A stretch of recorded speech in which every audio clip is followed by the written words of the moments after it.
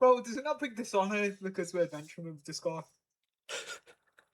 Dude, I mean, but he could have probably stolen the polearm back, but whatever. Why did you drop your weapon to fight with your fist? Because he was gonna join our army if I won, but I didn't. So, team roles currently. We're here with Bear the mantle of the leader. The person I will be the leader today. Alright, cool. Julio, our lives is literally in your hand. Just don't tell us to jump off a cliff or anything equally ridiculous.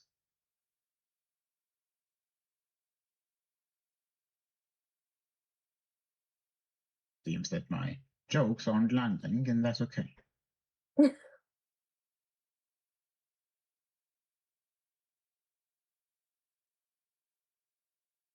What are you doing?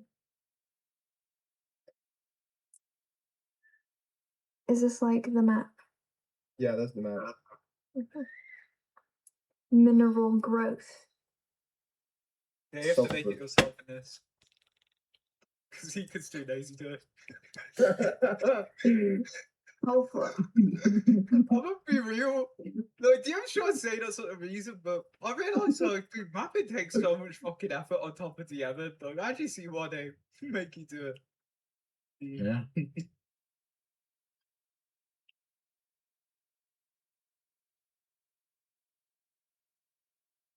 Dude, I'm not going first. Yeah, you are. I'm joking. Ego is nowadays you have all.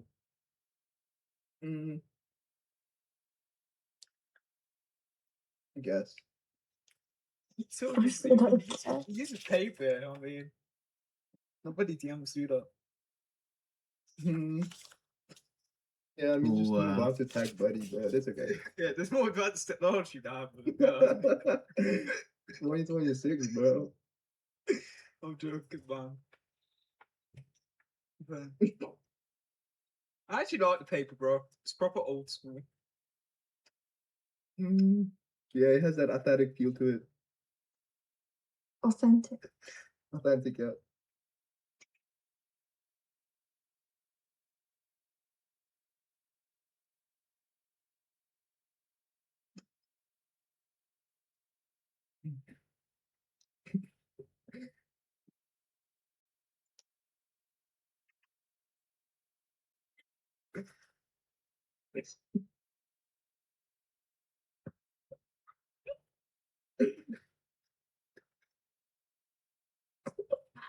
You sound like a boar.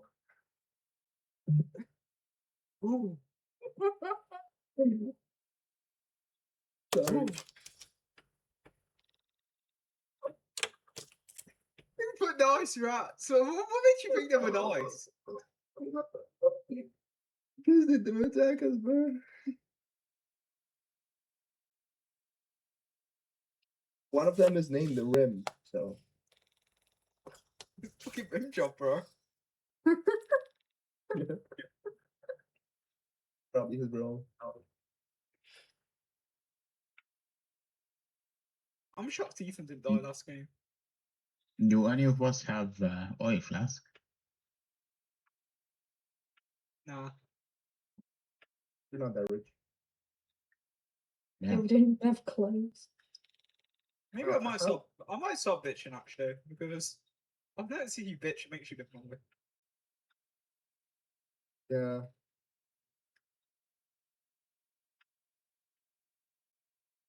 No, honestly, I don't really care. Well, I do care. I care about my characters. But, you know, the team, people like Valencia, people like Still, people like Tulio, people with stuff their pockets. I do. What? No, I don't. It's only Ethan and Valencia. That's it. You know, some people buy guns to fight rats, but, you know, it's just where we live in. Yeah. That is disgusting, dude. I don't know why he did that. Because guns are cool. Guns are so fucking useless unless it's armored.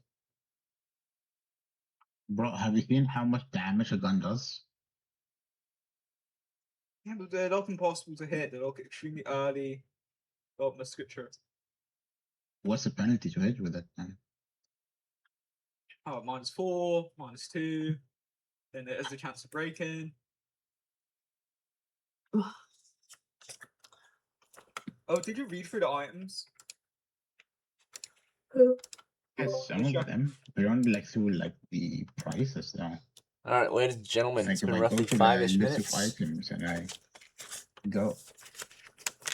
So we're gonna continue our campaign. It looks like from where you kind of left off, since the whole party wasn't completely destroyed yet. So the only surviving crew member that's joining us today, of course, is likely our leader today will be Valencia, the fighter of 26 points of experience, which represents 26 days in the field, right? So she's got a bit of experience under her belt. We've also got PANJEET. He's a little experienced. He's got 1 experience on him. He's led a few expeditions too. But otherwise, everyone else is new to the team. So we've got, of course, Lilith, the cleric, ARYAN, the magic user, SYREM, the fighter, and KRIEGER, the fighter, right? So pretty good sized crew. This is the largest team we've seen here in recent times, right? And for those who are not familiar with what's about to happen, is that we are going to continue our delve under a cave near the village of VALSOT. This cave is a Ratman infested cave. The issue with this cave is that the land that you are from, the village of VALSOT, had been peaceful and calm over the years. You fought hard. Your parents and ancestors fought hard for these lands many years ago. Until recently, the old enemy of ours, the rat folk who live in the cave not far from VALSOT, have returned. They've replenished their ranks and have begun a war. They started a war. A particular group of them ventured out into the southern farms of VALSOT, the swamps of VALSOT, and they raided and pillaged, right? They killed and captured and looted, and now we've sent multiple forays into their cave to clear them out. Adventurers are currently, based at their cave entrance. They have the cave entrance under siege, right? So we have secured the entry point. We have ventured into the entry tunnels a few times, and we have been somewhat successful here and there. We've accumulated some wealth. We've killed a few of their men, but we've also suffered heavy losses as well. So it's kind of a stalemate still. Neither side is really winning. The last expedition we had equal trade of exchange, although we prevented them from looting our crew. We managed to fight them off and recover our losses at the very least. But so that should have, we kind of were on the winning side that time. We just had a few casualties. For those who are brand new to our group and haven't made new characters, like a second character, you guys are like foreign. You might be from around here, or you might be foreign, right? Members who have arrived to VALSOT in search of joining this campaign, right? This front. So looking for wealth and repute, right? So this is your chance to get it. Let's see. Besides all that, we know the situation. We know why we're here. Your goal is, of course, to find and destroy the enemy, to recover what loot you can, and if you want to be heroes, to rescue the villagers that were captured, right? Or at least what's left of them, right? Any questions or concerns on the situation? Otherwise, we'll begin our delve. I vote took 2DO to lead us. Okay. So there's some questions. Okay, sure. Valencia, you gave up your... Was that Valencia? Yeah. Okay. CHASM. Oh, Lilith? Okay, one of the new characters. Sorry, my bad. Valencia, do you want to lead this crew? Or do you not mind if PANJEET No, leads? it's fine. No, it's fine. I mean, we are large enough to split into 2 groups if necessary. Would you guys be open to it? If we split. You can work together, of course, but you can also split up, right? Like, you can split up to cover more ground. We have to work together, guys. Stay together in Yeah, one. we have to Because work. we just got to be at the front. Okay. PANJEET'S at the front, it sounds like. And you guys are sending this guy to the front. He's just got a freaking 10-foot pole, some sandals, and a sackcloth. Okay. Good. So you're at the front, PANJEET. You're ready to lead this crew. Wait, does anyone I have hope you die, torches? PANJEET. Yeah, I believe so. Yeah. Panjeet didn't really volunteer to do this. Oh, you don't want to? I mean, you've been PANJEET appointed. doesn't have a You don't choice. have to. Okay, fine, I'll do it. Okay. Sure. So, under the influence or appointment of a few of your crew, fellow new members, you accept the task of leadership. Let's see. And it looks like Valencia doesn't disagree. So she is rightfully the one who should be leading, but she will not. Right. So yeah, we'll take turns deciding what we all do. Of course, we know the situation. Panjeet's willing to lead. He's at the front, ready to move in. Valencia, it's your turn. Do you want to be near the front too? Light a torch or something? Yes, I want to light a torch and offer it to someone, and Okay. then have my shield and spear on the other hand. Sounds good. I can You want it? go I'll ahead take and it. take the torch. Okay, we have 2 people that want it, Panjeet and Krieger. Will either of you step down from taking the torch? Benji, do you want it? You can have it. Okay. Yeah, I'll take it. Panjeet at the front Cool. takes it. Who wants to be second rank? Who's following in? Middle rank, basically. I can take second rank. Okay, Krieger and SYREM, second rank. And the rear guard is ARYAN and LILITH then. Yeah.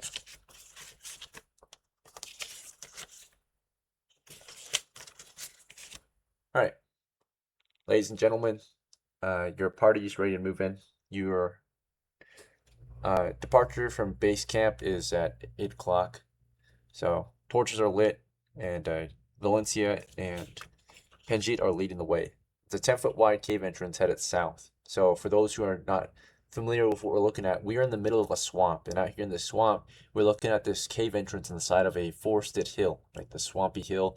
And it's got some high ground up here, but it descends deep underground.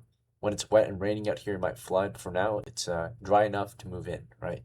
So from the entrance, which is about 20 feet wide, east to west, the entrance of this dungeon or cave is on the north side, right? So you're going south into it. The entrance is 20 feet wide, but narrows quickly to 10 feet. And otherwise, it will remain 10 feet for the majority of the delve. So you've got a 10-foot cavernous tunnel beyond the entrance, right? It continues straight south for as far as you can see. The daylight from the sun this morning shines deep into the cavern, maybe 30 feet bright, 30 feet dim, allowing you to see kind of the extent of the cave entrance at this time. Your torches will shine 30 feet radiuses roughly, as long as they're fully, or they're fresh and lit and all that. They will dim as they get close to the dying, right? So after about 20 minutes, you might drop to 20 feet. After about another 20 minutes or 40 minutes passed, you'll have maybe 10 feet of light from it, and then it will die. So that's how you understand the lifespan of your torch. It gets darker over time, weaker. But otherwise, it's bright and fresh and shining 30 feet ahead. And your party's able to just start moving in. We are considered to be exploring. Unless you guys don't want to explore, let me know. But exploration assumes careful movement, observation, and mapping as you go, right? So naturally, if you're a skilled crew of mappers, you can map yourself. You'll move 3 times faster. If you're not, and you need me to map for you, you'll move 3 times slower. So but your team is skilled at mapping, it seems. A few of you know how to navigate the dungeon and map it out. Keep track of how you're moving. And the only way right now we're moving is south. It's the only option so far. So you're headed south, and about 20 to 30 feet into this entry tunnel, you can start to see your first obstacle, which is a 7-foot pitfall trap. It's open, right? You can go around it if you want, but past that, the tunnel continues into darkness, right? Toward what looks like might be an intersection up ahead, a T intersection. All right, so how do you want to proceed? Just carefully go around it or something else? Yeah, Yeah. Okay. So Valencia and Panjeet are going I'm around it. prodding. You're prodding ahead. Very well. Valencia, your eyes forward, spear and shield. Panjeet, eyes on floor, Yeah. spear on the floor. Krieger and SYREM, you just want to follow rank 1 forward around the pit, or I'll follow Panjeet's lead. okay, so you're As behind he's falling Panjeet. to the ground, I'm falling at the ceiling. Sure, yeah. And do you guys want to stay on one side of the pit the entire time, like single file around it, or do you guys want to use both sides of the pit? Go east and west around it together, like split up basically temporarily. Go around it from Yeah, both sides. split up. All right. And if you split up though, Valencia, do you want to prod instead of observe forward? Since you're the Yes, please. Okay. So you want to be west or east of the pit? East. Okay, you're east, and that means Panjeet, you're west. SYREM, you want to just follow behind Valencia, or do you want to follow behind Krieger?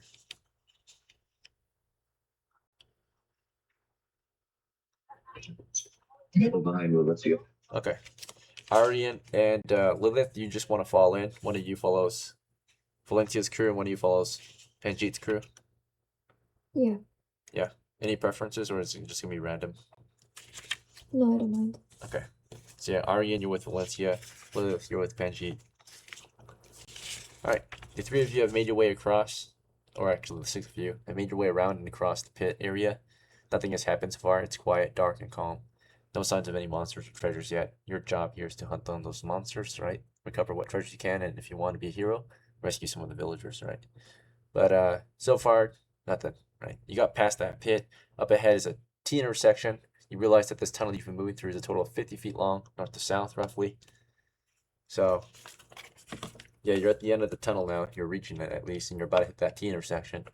So at the T intersection, it's not actually a T intersection, but it looks like one at the beginning, because it's actually a four-way intersection. From further distance, you only were able to see the two other exits, which were the east and west of it. But you realize that south wall at the end of the intersection, which is covered in vines and kind of puddled, it's actually not just a wall. It's actually just a tunnel as well, but it's covered in vines. You couldn't really see that it was a tunnel because it was thick with vines. So it's actually a four-way intersection. You can continue west down a 20-foot tunnel that leads toward another T intersection. You can continue south through the vines, or you can continue east to another T intersection. Both or all directions are clear of any monsters or obstacles. No signs of any monsters down here. So today it looks like those Ratmen have abandoned the position, right? It was true or something. So last time we were here, they kept on defending it. Now they're not even here. Maybe they sustained too heavy of a loss to hold this position for long. Anyway, would you like to proceed east or west or south? Eastward. East. Okay. We're back together. The party's headed east. Any objections, questions, or concerns from the other four? SYREM, Krieger, Lilith, Aryan. Do you guys want to change your actions or just follow? If you don't say anything, you'll just No follow. objections, just keeping my ears perked. Okay, For any cuddling rats. sounds good. You don't hear any rats at this time. Any other questions, concerns, or actions you guys want to take as you follow Valencia and Panjeet? This is for Lilith. I also prod. Can you also what? Prod. Sure, you're prodding too. What are you prodding? The floor with your polearm, or the walls, or the ceiling? Yeah. No floor. The floor. Okay, so you're kind of poking at Valencia's feet then. Is that okay? Valencia, you can feel a long pole going under your legs or between or beside you, kind of bumping into you. I mean, he's trying to. I'll go. I'll prod the roof then. Sure, yeah. You poke at the ceiling above her. But you can imagine she's right in front of you, right? So if you poke, you're like poking around her or between her legs or something. I don't know. So it just gets in the way, right? Well, yeah, your party proceeds forward. I only heard from Krieger, SYREM, Valencia, and Panjeet. Just double check with Aryan and Lilith. Are you okay with just following the crew still eastward down this tunnel? Nothing really has happened. Okay, just making Yeah, sure. I have my weapon ready. Alright, full participation still. Your whole crew moves east down the next tunnel. The tunnel continues east for 20 feet toward a T intersection. From this T intersection, you can see that the tunnel continues north and east. East goes for about 20 feet and then turns southeast. North continues for as far as you can see into darkness. Which way would you like to proceed? North or southeast? It's also smelling weird to the north. It stinks. It smells like a rotten egg. It's sour. Yeah, we're going east. East, yeah. Southeast. Alright, sounds good. Your party proceeds southeast down that next passage. And it seems to be leading you to a vine-covered dead end.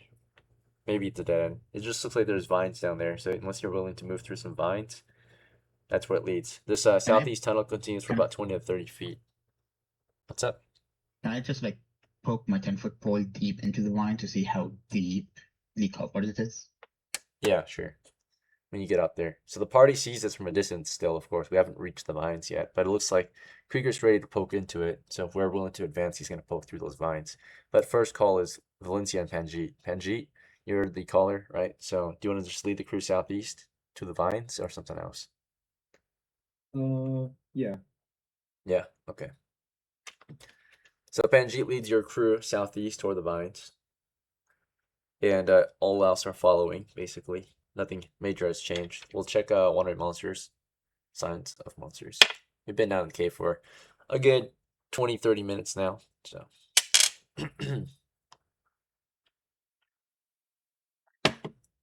Alright.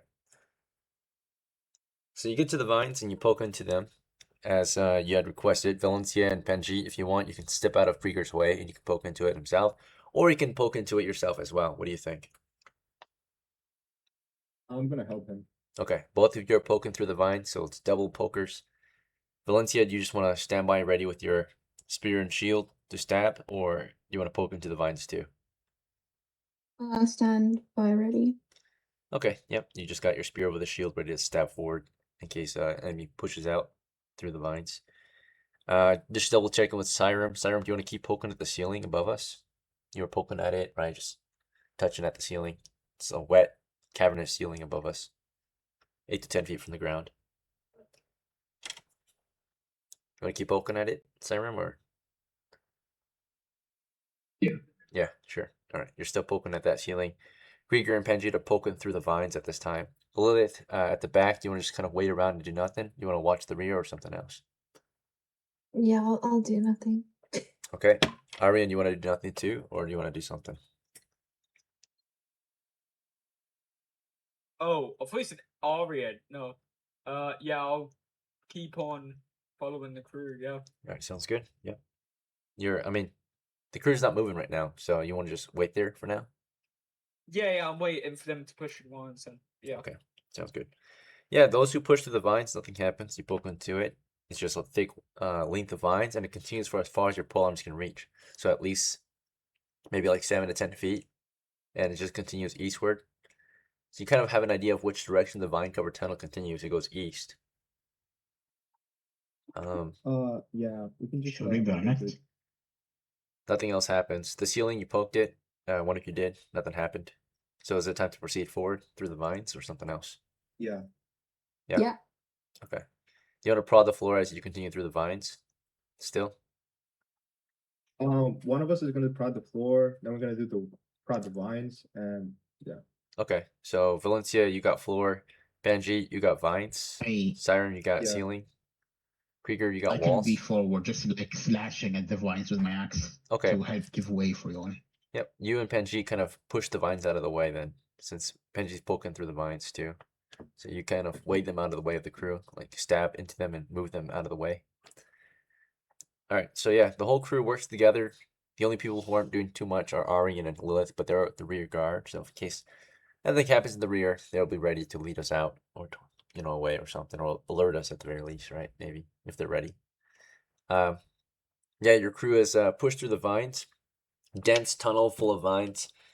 It continues for a total of a while, actually, about 20 feet to the east, before finally they start to clear up at a door, right? There's a wooden door down here. So it was a 20-foot tunnel, and you reach a wooden door in the wall. Okay, so single wooden door. It looks like yeah, it's closed, of course. No lock or anything. Could be barred or stuck. Wait, how's there no lock? Is it like one of those doors that cannot be opened, or? There's no lock. Like you don't see like a keyhole. Was what I mean. Like. Oh, okay. I press my ear towards the door. You're in the second rank, Krieger. So if you want to press your ear up there, they have to make space for you. So the first guys who get interact with the door are Valencia and Panjeet. So you're up at the door now. The door's 3 feet wide, so if you guys make way, Krieger can listen if you're willing to. Let him be the listener.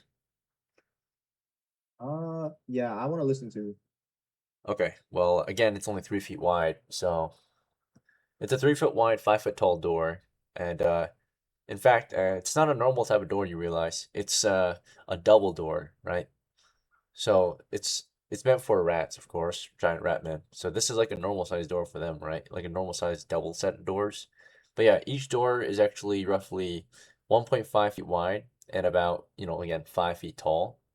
So it's a double set of doors. The handles are in the middle. it's, you know, like a miniature set of double doors, if that makes sense. For us, it's like a small door, but for them, it's like a normal set of double doors because they're tiny, right? Yeah. Anyway, you kind of crouch and start to put your ears against it. You guys are like in kissing range of each other as you listen against the door and face to face. Let's see, as you're both listening at the door, Valencia, do you want to just kind of stand by and watch and spear and shield ready, or anything else you want to try? Stand by and watch. Okay. You watch them. And SYREM, you want to do anything from back here? Do you want to keep poking at the ceiling? Can't But really we're poke. in the vines right now. Right? Yeah, we are in the vines. The vines are everywhere around us at this time. I'm just gonna try and listen behind us. Okay. Yeah, you're listening from the rear. Aryan and Lilith, anything you want to try? Or just wait back there in the rear together? Yeah, I'll just wait. Okay. Aryan? Anything you want to do? Yep, I'm ready. You're ready for what? Look, I'm ready with my weapon. Oh, okay. Fucking door. Yeah, it's in your hands. You're watching the door, it looks like. That's your current action. Okay, well, surprise check. Our party is surprised, unfortunately. So, these things, whatever they were still in quiet, and they took an action without us noticing. So, while we were all kind of standing around here in these thick vines, they decided to take action on us. So, they blended in very well with the vines. It was kind of a neutral reaction, though. So, not good or bad. They just kind of continue with what they were doing for a moment, right? In this case, you know, you didn't notice it at first, but it startles you because you're like in super close range of them. But basically, some of the vines aren't exactly as they appear. Some of them were actually giant centipedes hanging from the wall or hanging on the vines, right? They're just hanging out in the Yeah. vines with you, right? You couldn't really realize it until later because they blended in so well in this dark, dense formation of vines. So total of, if you're interested in hunting them, they're not hostile. They're just hanging out. Let's see. I'm gonna roll their count real quick. Just a moment.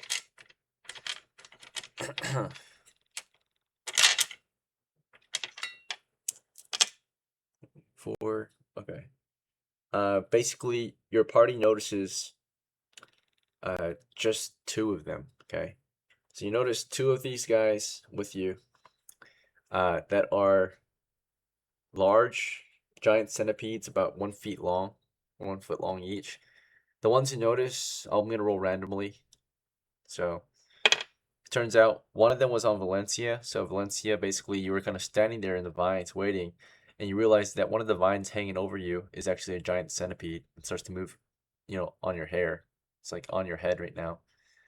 And then another one is on number 3. 1, 2, 3. It's on SYREM. So SYREM, somewhere right behind Valencia. You were just kind of poking at the ceiling for a bit, and then suddenly you notice that one of the vines up in the ceiling starts to move. It has many legs, right? This giant green centipede starts crawling instead of just hanging like a vine, right? So he was like blending in really well, and he starts moving to a different spot as you poke at the ceiling, right?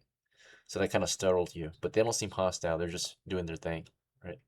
The one that's on Valencia, it's like hanging above you. It's not actually on your hair. It's above your hair, but like it's on a vine that's like basically above your head, right? Or kind of touching you, right? Because you're not moving it out of the way. It's just hanging over you, basically. You're just standing there with your spear and shield ready. So you realize one of those vines above you is not a vine. With that in Are they mind, poisonous? you can find out on your turn. But Panjeet and Krieger, roll a d6 to see if you hear anything quiet beyond the door. Otherwise, I'll tell you what you hear normally. Roll the 2. You rolled a Roll 2. the 2. Okay. What about Panjeet? I got a 1. So you both listened very carefully. You were really quiet, and you were basically both able to hear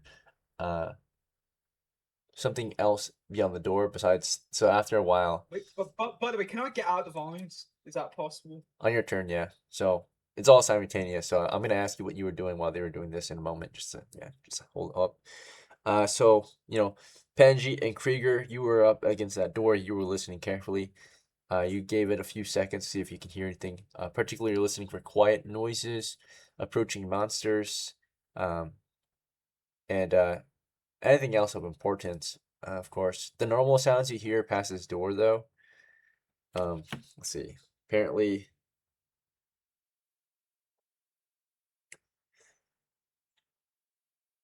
you can hear. Okay. Yeah, you hear little to nothing beyond it. It's really quiet beyond this door.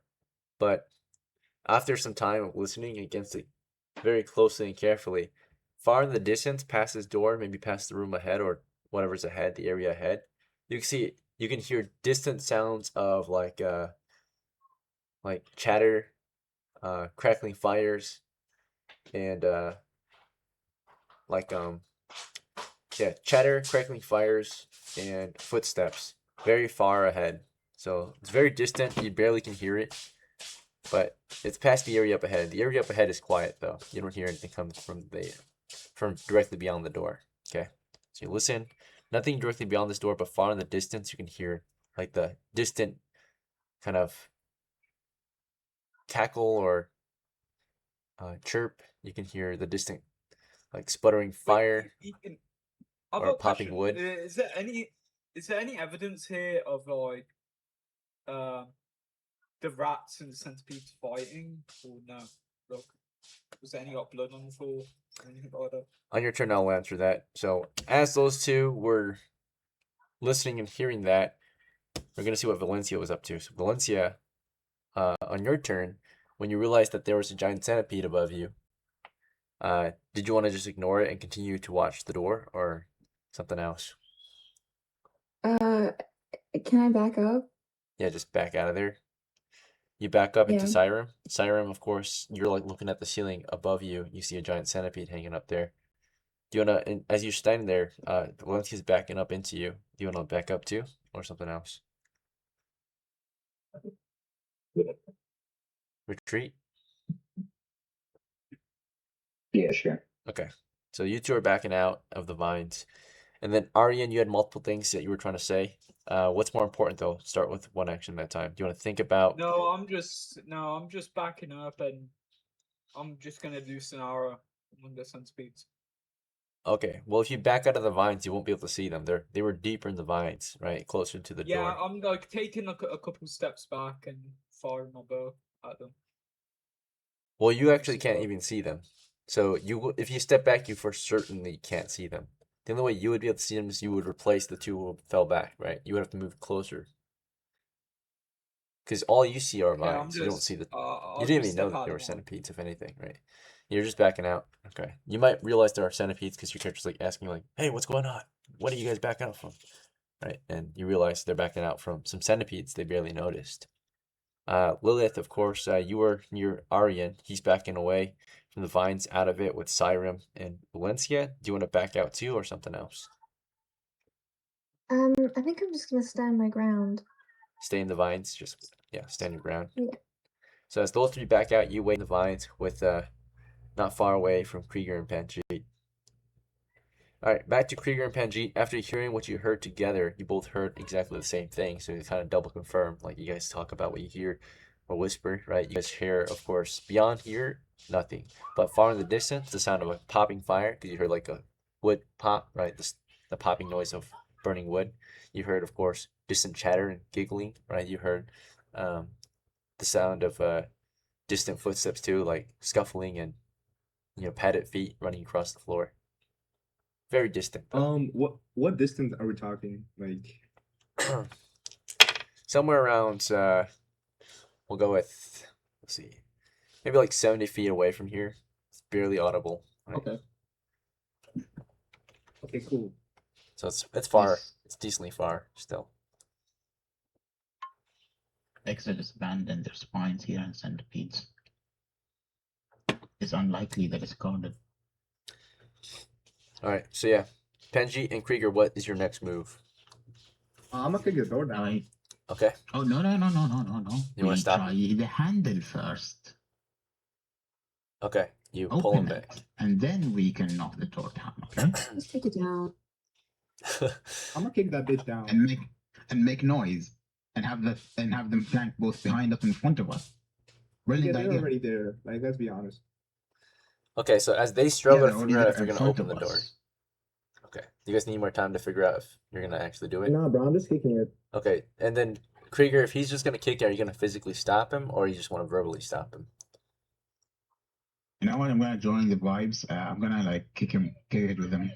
Kick it with him. Okay, so you both kick at the door together.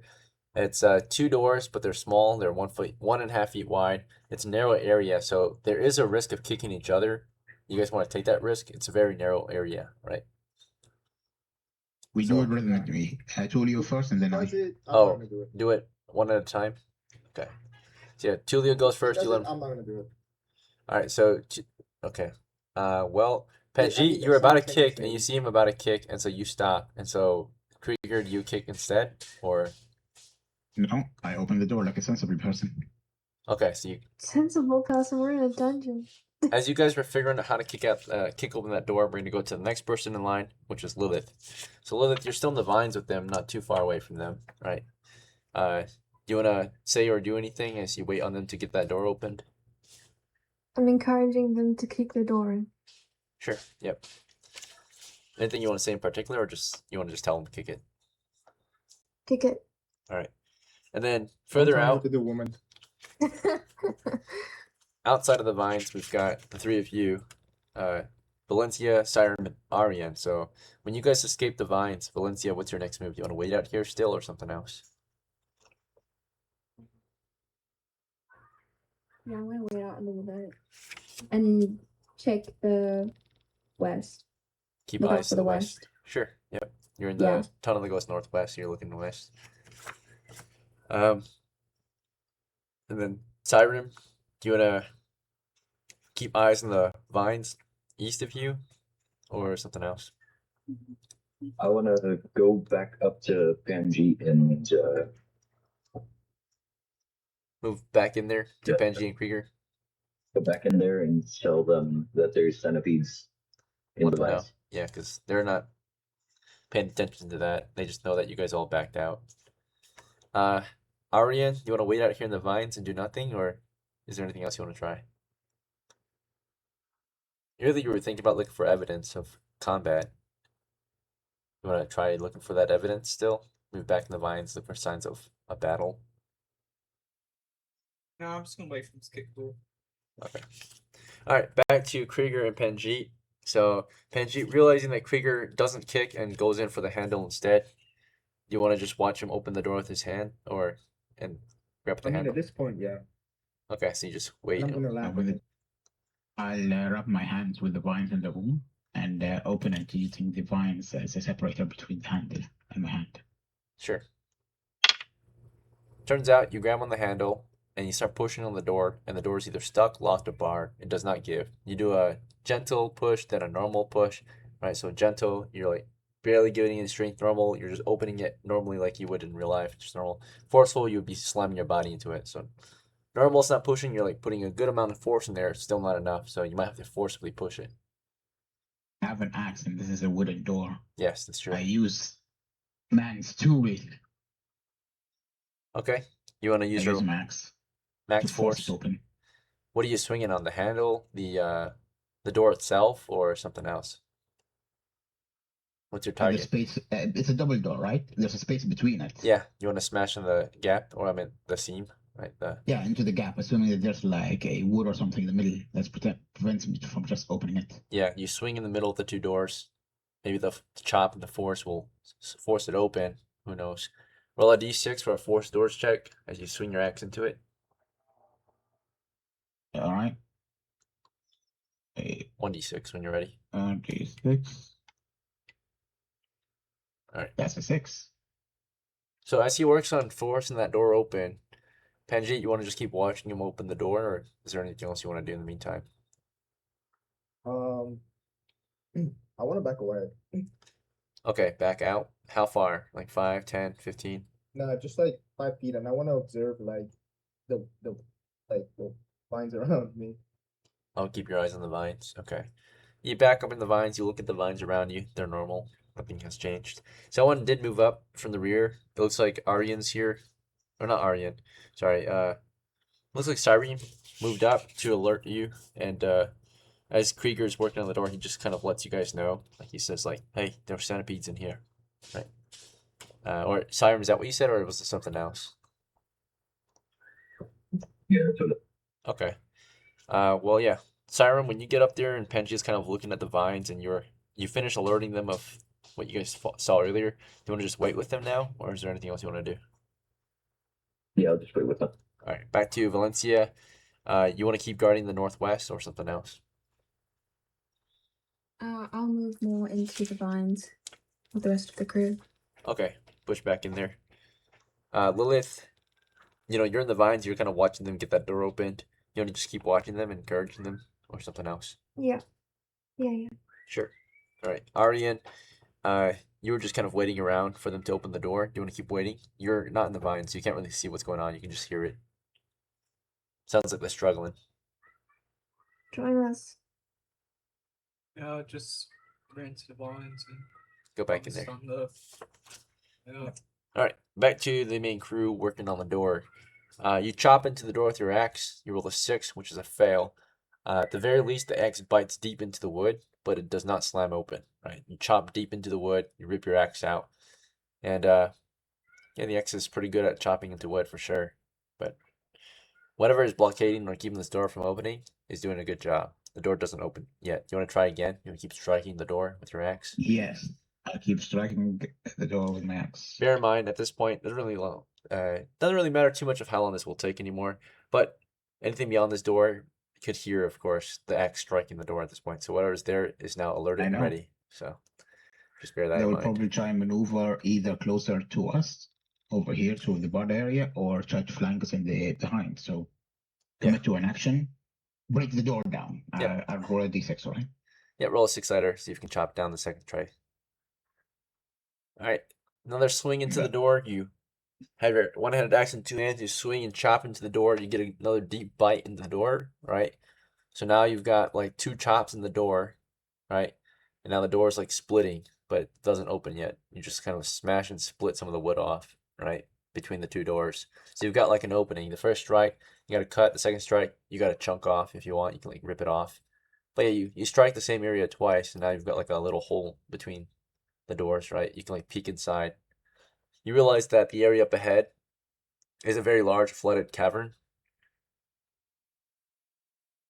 It's where all the water from this tunnel would drain. If the tunnel was flooded, it would flood into that open cavern beyond this door.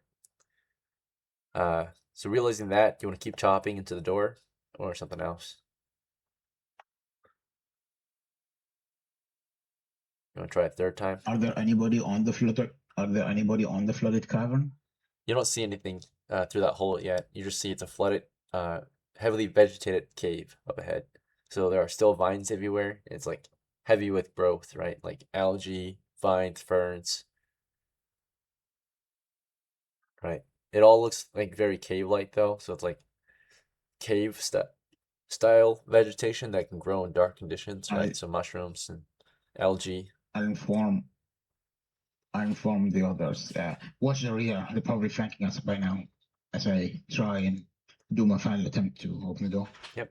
And so far for the rear guard, which is just consisting of a couple characters like Lilith and Aryan, who are not facing the west, but maybe are listening to the west. Their eyes are to the east toward you guys in the vines. Nothing has happened yet, though. They don't hear anything approaching yet. So just double checking with the rest of your crew. Valencia, do you want to just keep waiting around in the middle rank with your polearm? Ready to move in? Yeah. Yeah, okay. SYREM, you want to just keep waiting around too in the middle rank? I'll go back to the west. Be on guard. Okay, you fall back west, guard. Aryan, do you want to wait in the vines with Lilith still and just wait around, or do you want to guard or something else? Yeah, I'm just chilling, bro. Okay, Lilith, you want to just hang out in the vines too? Yeah, but I'll be more wary of what's going on behind us as well. Okay. And you notice those giant centipedes are still there. They're just neutral though. They haven't done anything. They're just hanging out. You notice that they're not alone though. So the two big ones further up in the ceiling, there are smaller ones, like baby giant centipedes, right? Oh. So hanging out, crawling around. Okay. Back to the main crew. Give another roll, Krieger. Hopefully you can get it done this time. All right. Finally, yeah. Done. Finally, you chop into the door, and you finally cut into what was keeping it from opening, which was indeed behind the door, between the handles, was just a wooden stick or plank, right? So you chop in the middle, and you chop deep, and you're able to like chop into that plank, and when you rip it out, you feel the plank is weakened, right? Or moved, so you can like force it in. So you chop into the door, swung in, and you basically swung in, you chopped into it. Yeah, that's it. The door doesn't open, but because you're not opening it, you're chopping into the door. Chopping into a door doesn't necessarily open a door. It just damages and breaks it, making it easier to open. But yeah, you chopped into it this time. You got a lucky strike, and you reveal that when you chopped a chunk of wood off, you hacked. You swung in, and the wood splintered and broke apart, and you realize there's a wooden plank which you can reach and kind of move out of the way of the two handles between the doors, right? So you can just reach in there, take the plank out, and then get the doors open at this point. Is that fine? Right. Yeah, that's fine. I get the door. All right. Yeah, you work on opening that door. Let me check the reaction of those beyond the door. Hostile action. So, yeah. So as you're working on reaching in there, suddenly rocks come hurling toward the door. They're warning shots. You hear rocks hitting the door, hitting the floor, and a Ratman yell out, "You dare breach our sanctuary, you will pay, humans." You can't really see them too Oh, well, shit. but they're throwing rocks from, the densely vegetated cave. Like they're in the ferns and all that. They're just tossing rocks to the door, and they're warning you. "Step any closer, and you're ours." Right. They all hiss and chirp, squeak. They got a good look at me. Yeah, I mean, you want to still move so they're throwing rocks at you. They warned you. So like as you were reaching for the plank to move it out of the way of the door, that's when a rock like hit really close to your hand, right? So How, like warning you. Do you want to how many proceed? of them could I have Uh, spotted before? yeah. Let me double check. At this time, okay, that is 11:30. Your camera's not on, by the way. Oh shoot, is it not? Okay. I thought it was on the whole time. My bad. Really? Yeah.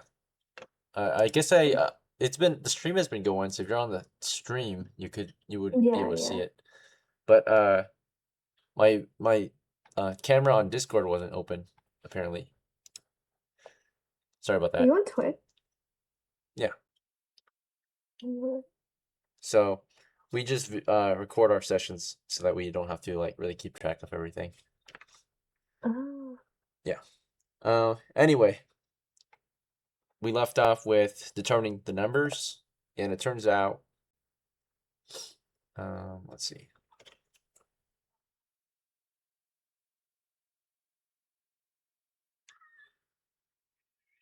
You're up against about maybe 2 or 3, maybe. Like you can see 2 bigger giant rat guys. They're about like 2 to 3 feet tall, and you see a smaller one about 1 or 2 feet tall, 1.5 foot tall. Ratman. It's a rat woman though. She's throwing rocks at you. So 3 rocks were thrown at your door. They're warning you, right? Do you guys want to push in? You outnumber them. We should rush them. All right. So you proceed with moving the plank, then Krieger. He says we should rush them, and he pulls. Are you just suggesting it? I look at the leader, Tulio. Okay, so you don't know. Panjeet. All right, so Your decision. Panjeet. Yeah, it's your decision. It looks like. Yeah, I tell Valencia to go first. Okay. With the shield up. All right. Yeah. So, as he says that, Krieger, do you still want to move the plank out of the way? If you move the plank, the door is going to be able to be pushed open at that point. Yeah, I quickly move the plank away so that Valencia can move over in front. All right, but there is a Easier. risk because you're behind the door. You're like not looking through the hole. But if you do that, your arm will be exposed, right? So they'll fire rocks at your arm as you kind of like reach in there. You want to risk it? I understand the risk. Okay. So you might Yes. lose your arm. All right. You might get hit by a rock. So you put your arm through the hole that you made with your axe. You reach in there and you start moving the plank. As you do that, Panjeet ordered, I think, Valencia toward the front. Valencia, what's your move? You want to move up there or something else? Yeah, I'll move up. It looks like she's ready to move in there. Let's double check with everyone else though. SYREM, do you want to keep guarding the rear? You left the vines, you went northwest into the tunnel to guard the rear. So you're not with the crew, you're kind of split off. You want to keep guarding the rear or something else? I'll go back with the rest of them to Okay. the east. Yep. Just double checking, our torchbearer is Panjeet, right? He's the leader, torchbearer. Okay. Yeah. And then of course, Lilith and ARYAN, do you just want to wait to move in, or is there anything else you want to try? No, just wait to move in. Okay, ARYAN, Yeah, but I'm ready. I'm ready to follow the team and shoot at any enemies. sounds good. All actions declared. Now for results. For the results of this turn, basically, we're checking if he gets that plank opened and not get his arm blown off as he does it. So you're moving the plank out of the way, and I'll say that there's a chance you can move it fast enough to the point where like you move it out of the way faster than they can throw their next set of rocks. Okay, so roll a 6-sider. If you win the initiative, you moved it before they could hit you with their rocks. Okay, Cool. you have a chance if you win. That's a 5. You're up against a 4. You beat them by a second. All right. So as soon as you moved all the planks, you step away from the hole. Now the door is unlockable, right, or openable, and the rocks come flying toward the hole, toward where your hand was. But they all just kind of go through it or at the door, and they all miss basically because there's no target anymore. And right after that, you Cool. back Switch out. with- Yeah.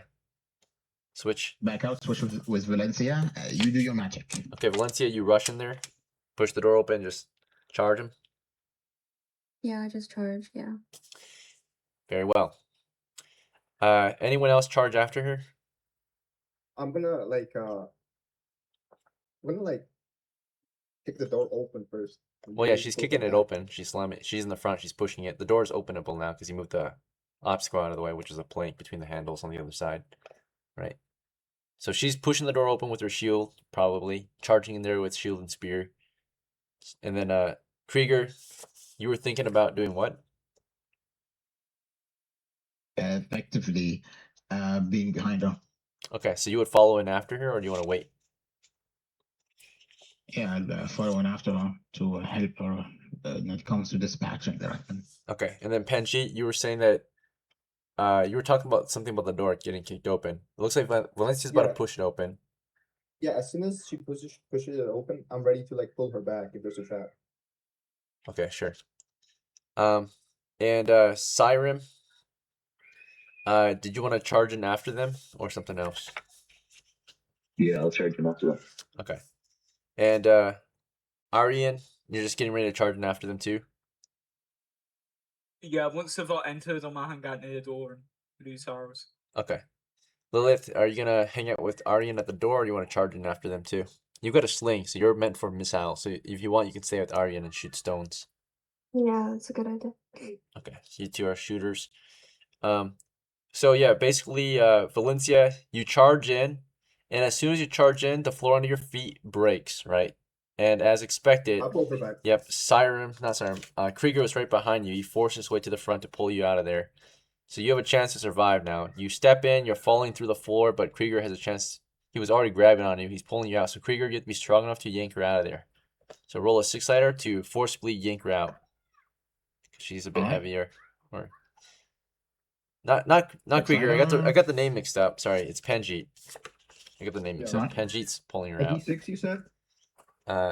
Yeah, D6. Sorry, I mixed up the names. It's Panjeet. Okay, I got a +1.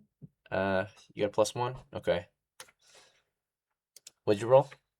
You said 3? Yeah. And you're strong. Yep. You yanked her out of there. So if you fail that roll, what would have happened is that you would have possibly fallen in with her unless you released her, right? And let her fall to her death. So yes, yeah, that's why I asked you if you were sure earlier, and you said yes, and you charged, right? And there, you almost fell for a basic trap again. Unfortunately, you didn't. Or fortunately, you didn't, I mean. So Panjeet saved your life, Valencia. He pulls you out from the trap. You almost killed yourself. And then Krieger and Syrem, you're about to charge in, but PANJEET'S in the way. He yanked Valencia out of there. But indeed, the door was trapped, right? Beyond the door is a pitfall trap. So technically, you can maybe go around it at this point. There's like a ledge, but if you want to do that, you're going to get fired on as you move along the ledge, right? It is a bigger pitfall trap than the last one. It's a 10-foot by 10-foot pitfall trap directly in front of the door. So there's like little to no ledge, actually. You would need like a drawbridge to get across, right? So they did this on purpose, right? So because it's their line of defense, it's like a moat and bailey for them, right? So unless you can get past this pit, you can't enter their cave. They'll just be able to freely throw rocks at you. You can return fire though. So as you guys pull out, if you want, you can pull out, and Valencia, if you want, you can wait and crouch, and then the shooters can fire over you. Return fire. Would you guys want to I'll do do that? that. Okay. The rest of you want to just hold back since you can't charge. The way forward is collapsed, right? So shooters, you Can move I to the use- front. Oh, what's up? And the doors are like knocked out or are still on the hinges? They're on the hinges. The hinges on the other side of the doors. You push. It's a push door, right? So you push the doors open, and right beyond the doors, it's just no floor at all, right? Because she steps on the ground and just it all collapsed, right? It was a Alright, can pitfall I just trap. like get one half of the doors and use it as a shield? Oh yeah, you want to close one of the doors? Halfway, yeah, to use it as a shield. You could if they let you move to the front and do that, but right now everyone's kind of in the way of each other. I think Valencia's at the front still, PANJEET'S next, and PANJEET'S backing up so the shooters can move up, I think. And if you get up there and close the door, it's going to limit the shooter's ability to shoot. They would lose visibility. Then like- I'd be behind Valencia then. Okay, but yeah, it's a good idea. You keep in mind you're ready to like close the door if necessary, if that makes sense. So Valencia's in the very front, and then right behind her. If you're right behind her, the shooters can't fire, or they wouldn't be close enough to the front to have a good angle to fire, because the enemies are firing from the northwest and the southwest. Or sorry, the northeast and the southeast. They're firing from northeast and southeast right now, right? So they're flanking. There's two shooters to the south, and there's one shooter to the north. They're throwing rocks. That's their type of weapon. So while you guys are repositioning, Valencia's at the front. Valencia, if you shut the doors, you can't get targeted. But if you stand there and crouch, then you can get behind your shield and just crouch and hide behind it. And here comes the rocks. They come flying at you. If any of them are at 20, basically means that like it went past your shield at a different angle, right? Because your shield can only protect so many angles at once, right? And the worst part is that maybe it hits your shield hard enough that it goes through your shield or pushes your shield out of the way and hits you instead, right? There's that chance too, the off chance that happens, because that can happen. All right, so yeah, but you hold it forward against their firing position. And I'm going to roll to see if any of these actually manage to get past your shield. Chance is extremely low, but there's still a chance. Again, 3 rocks are thrown. So rock 1, nat 1. That thrower got a nat 1.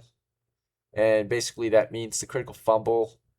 So they are throwing their rock, and as they threw it, they kind of like threw weird. They miss, of course, but they threw weird. They strained their arm for a moment. Like they threw it and kind of like injured themselves for a moment, right? Like they threw it and kind of like twisted a nerve or something like that. They stagger themselves, basically. They're out of it for a round, right? They kind of almost dislocate their shoulder as they throw hard. The other two, 15 and 12, against your shield and armor. Let's double check. Valencia, you have a heavy shield and a helmet, and you're crouched behind it. So your heavy shield's armor class is typically armor class -2 bonus.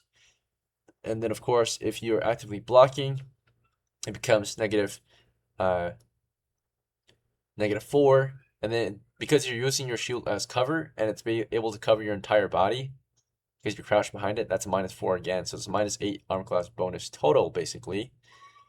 So yeah, both of those throws are misses. You hide behind your shield, you are completely covered. However, the shooters who moved up to use it as half cover, right?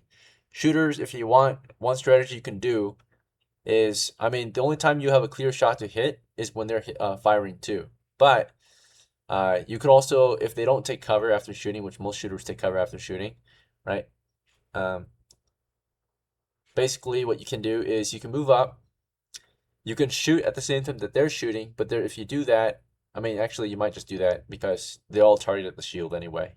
In the future, though, if you shoot while they're shooting, you can become a target, which is the issue. But some shooters will wait for the enemy to shoot, and then they'll get up right after to shoot as well, right? So like exchange of fire, right? For your first initial push to throw or shoot, you guys moved up as rocks hit, of course, Valencia's shield. So she took all the initial shots. And then right after you got up there, you guys lose your shots, all right? So both of you roll a d20 to hit. It's going to be Aryan and Lilith, the shooters, right? 1d20 each. You have 3 targets. 1 adult male Ratman to the north, 1 adult man Ratman to the south, 1 adult woman Ratman or rat woman to the south as well, right? They're all militant combatants, Ratmen combatants. So yeah, d20s each for Lilith and Aryan. If you don't roll, you are not paying attention, your character doesn't get the shot this round. If you don't know the command, it's /roll space 1d20. Thank you. I'm trying to find the. Oh, play by where's, post. Yep. Right above session. Thank you.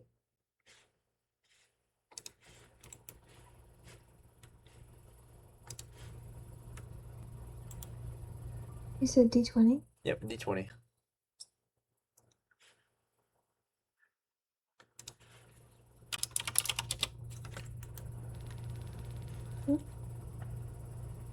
Lowercase. Oh.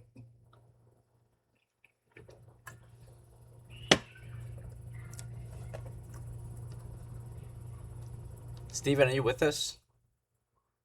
Yeah, what's up? Do you want to shoot? Yeah. All right, there's well, 7 it's minutes been left your left. turn to shoot for a while. You haven't rolled at all Oh yet. shit! So I'm so sorry, dog. All right, you're a bit out of it's- it. Okay. No, it's my headset. It's pretty ass. Oh, I see. All right, no worries, bro. Go ahead and roll when you're ready. Yeah. d20. Well, take a shot. Yeah. Emoji indeed. Lilith, yeah, that sucks. You got a 7. It's a miss. Yeah. All right.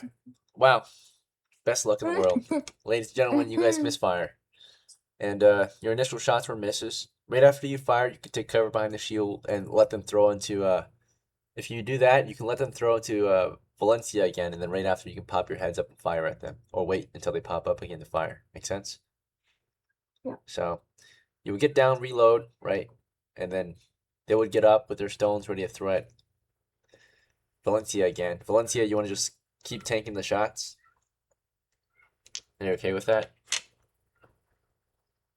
Yeah, for one more round. Okay, because at one point, you know, you're a sitting duck. At some point, they might actually hit if they get that nat 20. All right, so they're throwing rocks in your shield. Your shield's, you know, busted, dented, right? They're throwing hard, right? So the rocks are like scratching, denting, breaking up your shield, right? They're trying to penetrate it. It's made out of wood after all. That 18 might hit. Double check your armor bonus right now. Again, it was an 8 armor bonus. From 9, you went to armor class 1. So that actually might be a hit. That's a miss. That's a miss. Yeah, only one of them hits. Basically, they damaged your shield enough to the point where one rock finally kind of chipped off the corner piece of your shield and landed into you, if that makes sense. So you like barely chipped off the edge of your shield or bounced off, but it rammed through the edge of your shield, right? So the border of your shield broke a chunk of your shield off and went through past that and just shot through your shield, basically, right? A weak part of your shield, the edge of it. They're firing toward the edge, and it rips off the edge and into you. So that one flew into you. And unfortunately, you took 1 damage from that, and you only have 1 hit point. So your guys' shield bearer goes down, right? Possibly. Make a saving throw versus death, Valencia, to stay conscious from that tumble. And you get hit. You're like bracing that shield as hard as you can. Rocks are pounding it. Very hard throws, right? As hard as they can throw. Finally, one rips a piece of shield off and slams into you, right? Into your side or something from a different angle. So you feel a rock kind of break through your shield and into your gut, causing you to kind of lose your breath. Maybe go unconscious. Saving throw versus death when you're ready. D20.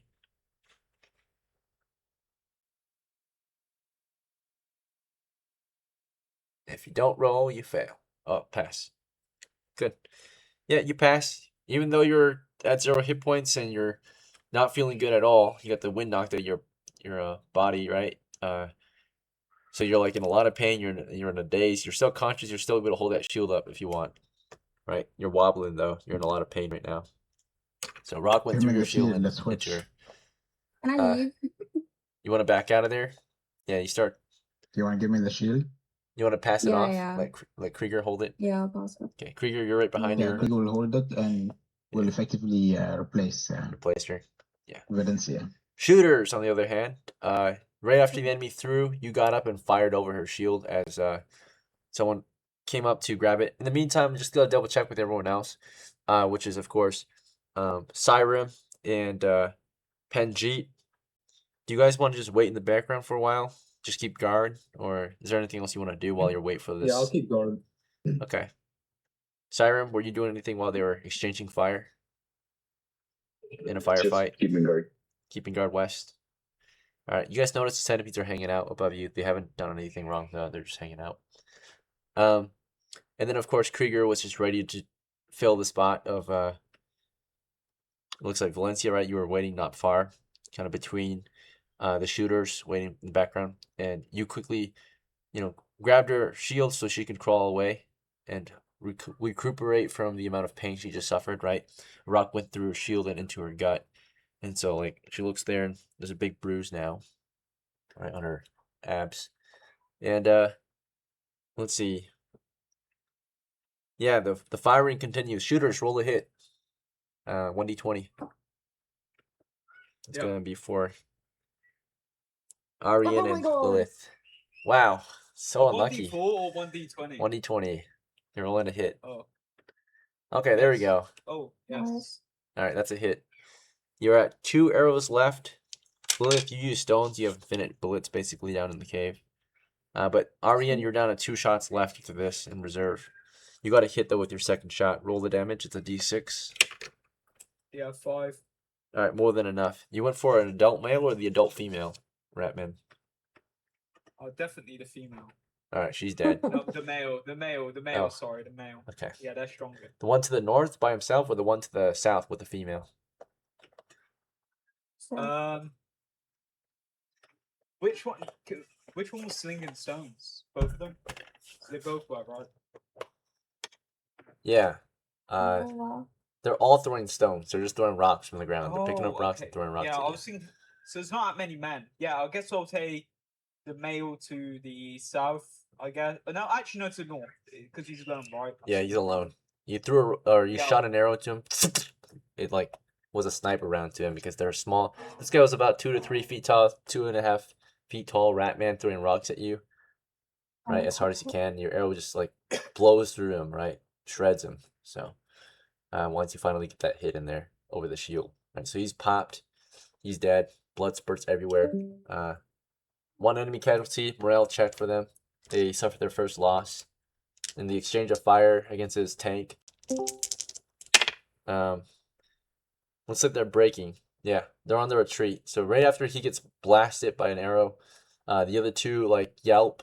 The Ratmen to the south squeak like, "Ah! Oh my god!" and they run.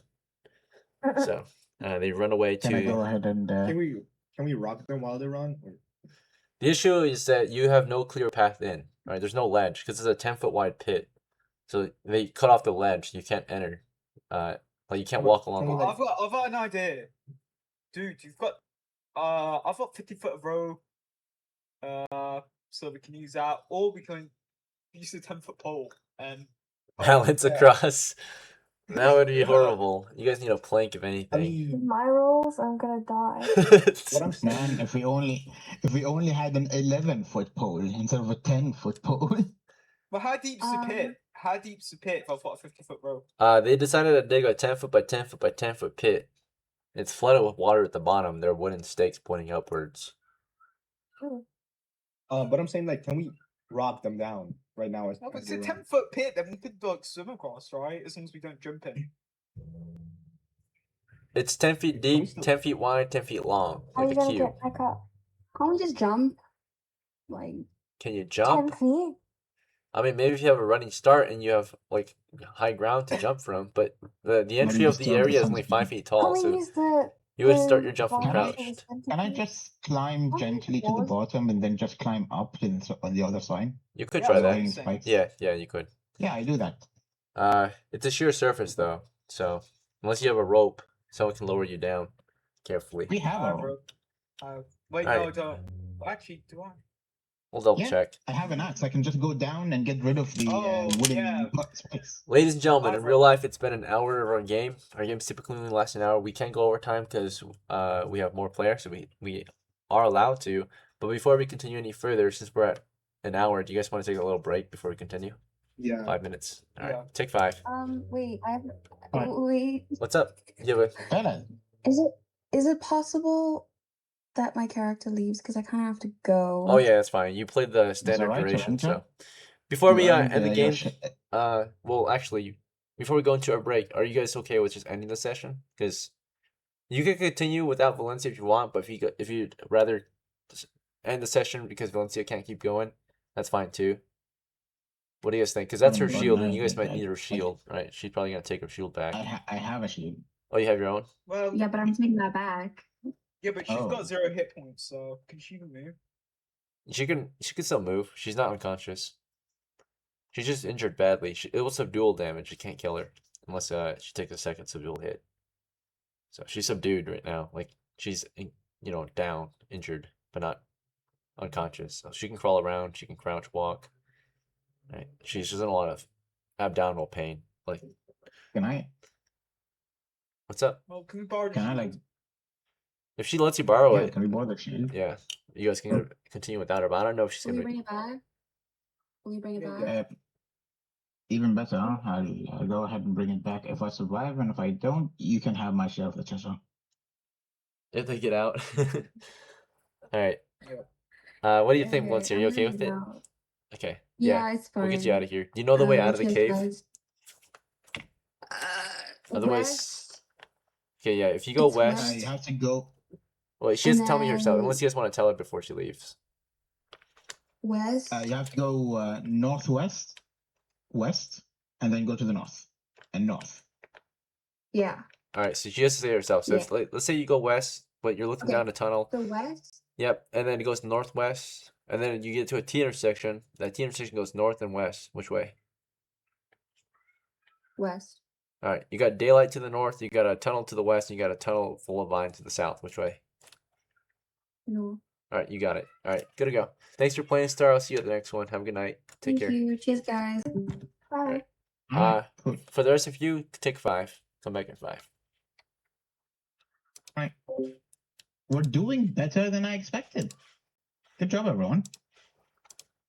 We killed one rat. Yeah, that's We didn't better fight than for like, a while. the multiple sessions I've been here before, dude. Look, we celebrate every W, all right? Yeah.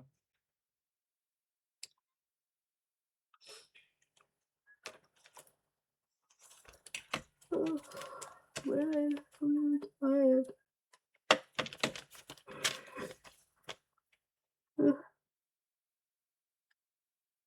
Still, I'm sorry, so they're just became super intimidating, so I can't really tell her what. I'll try to though. Why, what? What? What are you on about? Because Silk is muted and shit. He used to be unmuted.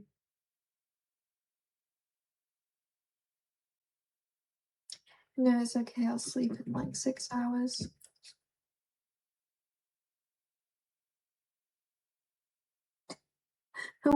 Why you? What is this?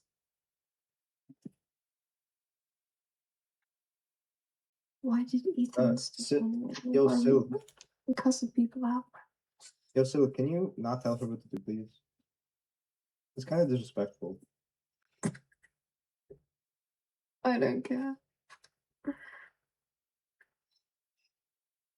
I'm not gonna let somebody treat my players like this. I mean, it's just outright rude and disrespectful, so.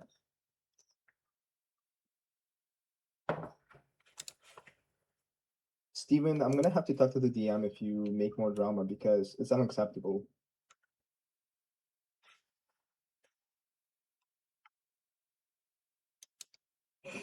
Ugh.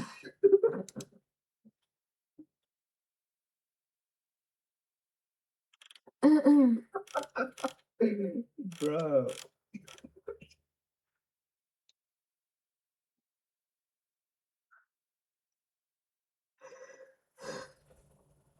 I just remember I got chips in the microwave. And prawn crackers. Mm.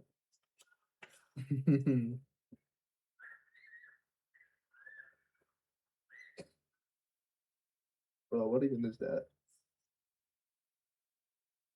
The what? The cat. So Oh. So.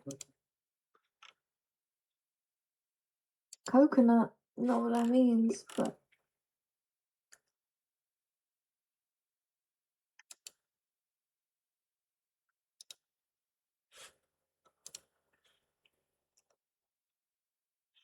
my street is active tonight, bro. It's gonna be cost. Sasol? No.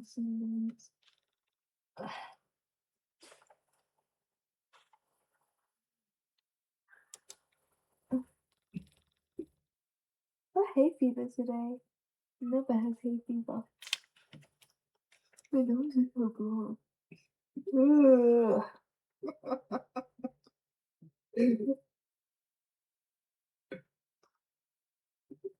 Hi guys. Hi. Hello. How's everyone? Great. How are you?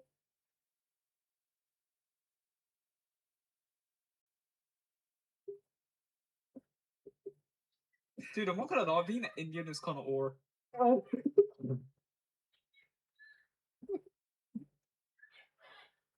Like, you're just the most hated race on earth. It's looking kind of ore. I would just nothing that you said about this guy coming through. I was born here, which is not mildly believe what you said. What? Yeah, you're not convincing this guy. Hmm? This guy in the look for group chat.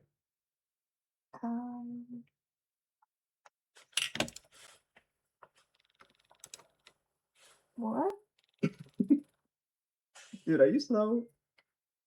I'm starting to think so, yeah. Dude, you know there is okay. Have you ever seen that with like liberal? There's like these like liberal Oh. men, extremely liberal men.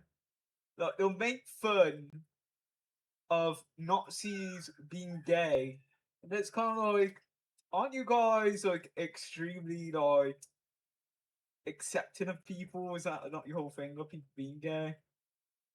And you're kind of insulting them in a way. You're trying to say you're saying not being gay is wrong. If you use it as an Right. insult.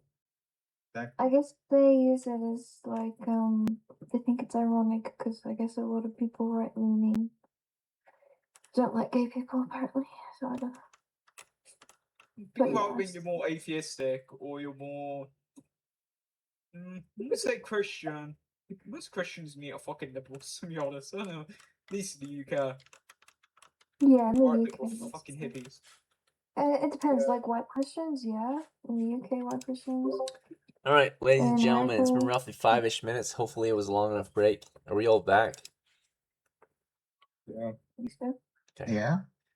I'm assuming if you're not muted, you're here. So, Silk, are you with us? Silk is suppressed. No. Oh, okay. It's what? All right, Silk, can you speak? Uh, Cool. All right, let's continue where we left off. Oh, So your party was successful at defeating the enemy, right? You killed one of the Ratmen in the cave. The cave continues north, east, and south. It's heavily vegetated and flooded toward the center, mainly toward the center east. But yeah, you've got this open pit. It's kind of connected to the open pond, right? So the pit, of course, that is in here, right? You can see east of it, there's no wall there because that goes into the flooded area of the cave, which is like a pond. So and it kind of flows down into this pit. That's a bit deeper, or roughly the same level as the cave pond. But yeah, we had some ideas on how to get in, right? So we've got like a cave pond to the east that flows down into this pit, making the pit roughly equal level or depth of the cave pond.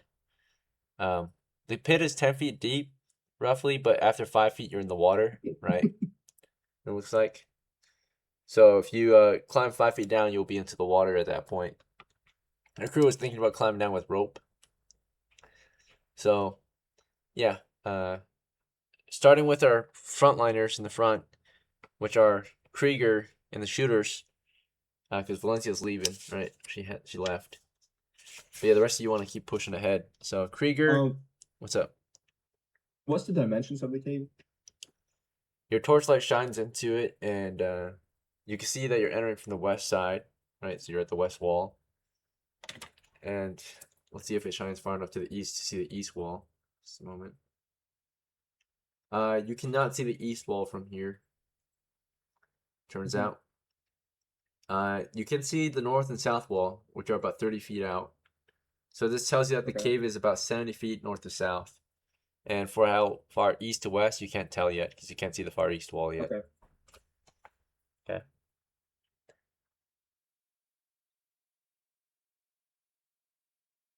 All right. Let's see.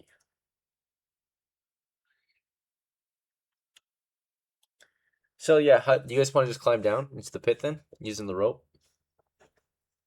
Let's see who's got a rope. We'll let one person go. Yeah.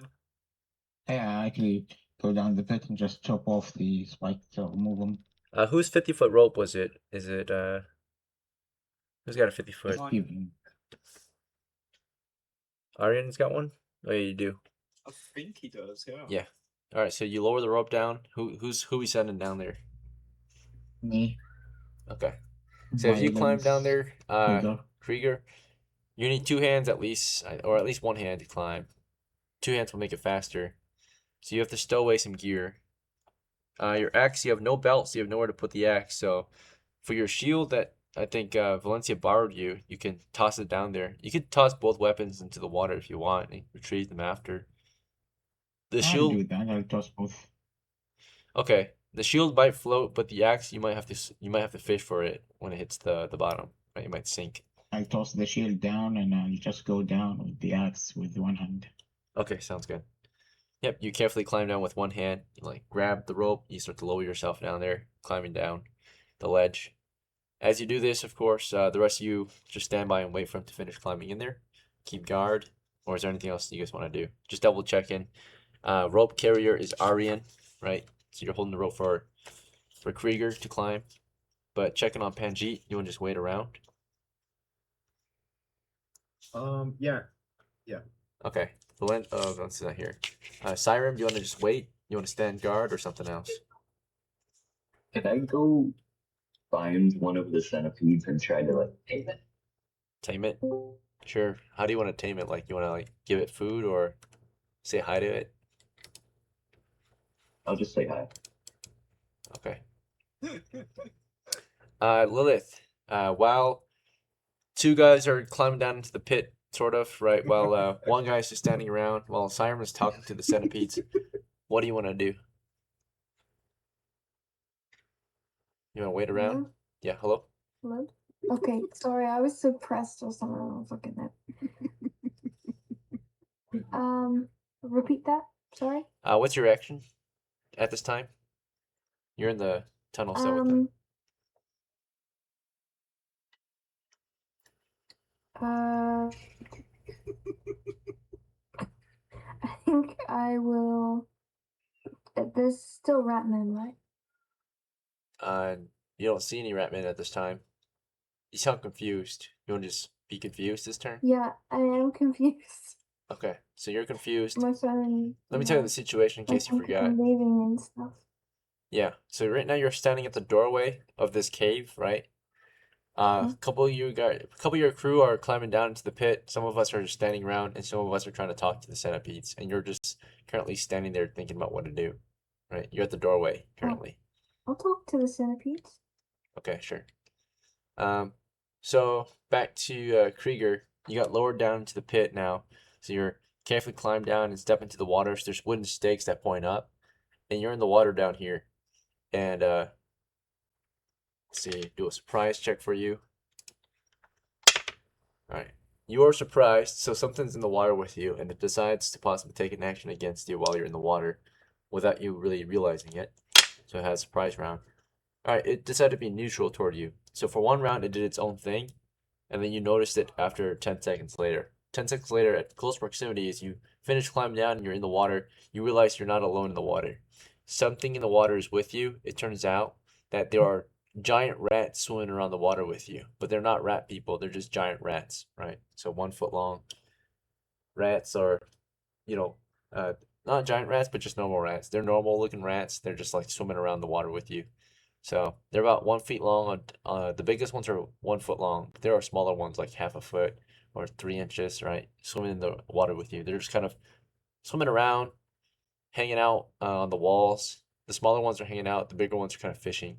They're all just like swimming around, right? Just rats swimming in the pit with you. They all kind of maybe were in the bigger pond earlier, but because this area was dug up, some of them flowed down into this area of the cave, right? And they're trapped down here. So there's just a bunch of rats swimming around, hanging out, having a good time. They're just neutral toward you though, at this time. So realizing you're in rat-infested waters, and you're down in the pit, you want to start climbing around the and moving toward, I guess. You can start climbing up the waterfall. There's the waterfall that leads into the cave pond east of this position. That's a sloped passage basically. Otherwise, if you don't want to climb up there, you can also try to climb up the sheer surface once the rope is lowered or something. But otherwise, you can just make your way around to the east side and climb up the waterfall, which is sloped, right? And fed by the original cave pond in here. Right? So original cave pond partially flows down into this pit, right? I'm gonna go ahead towards the waterfall. If you look, yeah, exit towards the east and climb up. Yep, you can do that. So you climb up the shallow waterfall. Yeah, it's just. Yeah, I'll get my shield back or more. Oh yeah, pick that up on the way up. So yeah, the rats ignore you. They're just hanging out in the water with you. It stinks, diseased waters. If you have any open wounds, they can become infected with the amount of bacteria in this water. The only open wound I have is pride. Yeah, you'll be all right. As you're doing that, we're checking on Aryan. Aryan, do you want to get the next person to climb down, or do you want to start climbing down yourself, or something else? Aryan, what's your next move? Oh, his light's weird. Oh, is he suppressed? Yeah. Yo, yeah, I was suppressed and shit. Shit. No, yeah, I mean, I'll be waiting with the rope for the next person to go. Okay. You realize that half your crew is somewhat doing their own thing now. So, back to SYREM. Well, actually, wait, can I climb down into this water? I mean, you could, but who's going to hold the rope for you? Oh my god. Okay, well, I'm just gonna demand whoever's closest to me to go down the fucking rope. Nah. Alright, Right. Panjeet's just standing there. You You want Panjeet to do it? He spent his turn just waiting around. I'm gonna just smack his ass and be like, fucking move. Push Panjeet down the hole. Alright, Lilith, you're not there. You went to look at the centipedes, but I guess you stop halfway and get Panjeet moving forward. So Panjeet, for your turn, earlier you were just kind of waiting for them to finish climbing. And of course, Aryan's looking toward you and motioning you down the rope. You want to start climbing down or something else, Panjeet? Cool. I don't really want to. You don't really want to? What do you want to do instead? Lilith wants you to. You'll hold it? Okay. Is that fine with you, Aryan? Okay. Yeah, I'll go down, so. Alright, Aryan's climbing down. And then back to SYREM. You went to talk to the centipede, SYREM. So, there are many centipedes. There are the big ones on the ceilings. There are some smaller ones on the walls. Do you want to talk to ones on the ceilings or the walls? There's some baby ones on the walls. Baby centipedes. Really? Like, are the babies eventually gonna be big? It looks like, yeah. There's like a few 6 inchers, and then there's like a few I'll 3 talk to the inchers. babies then. Okay, you walk up to a baby centipede on the wall. It's just there. What do you want to say to it?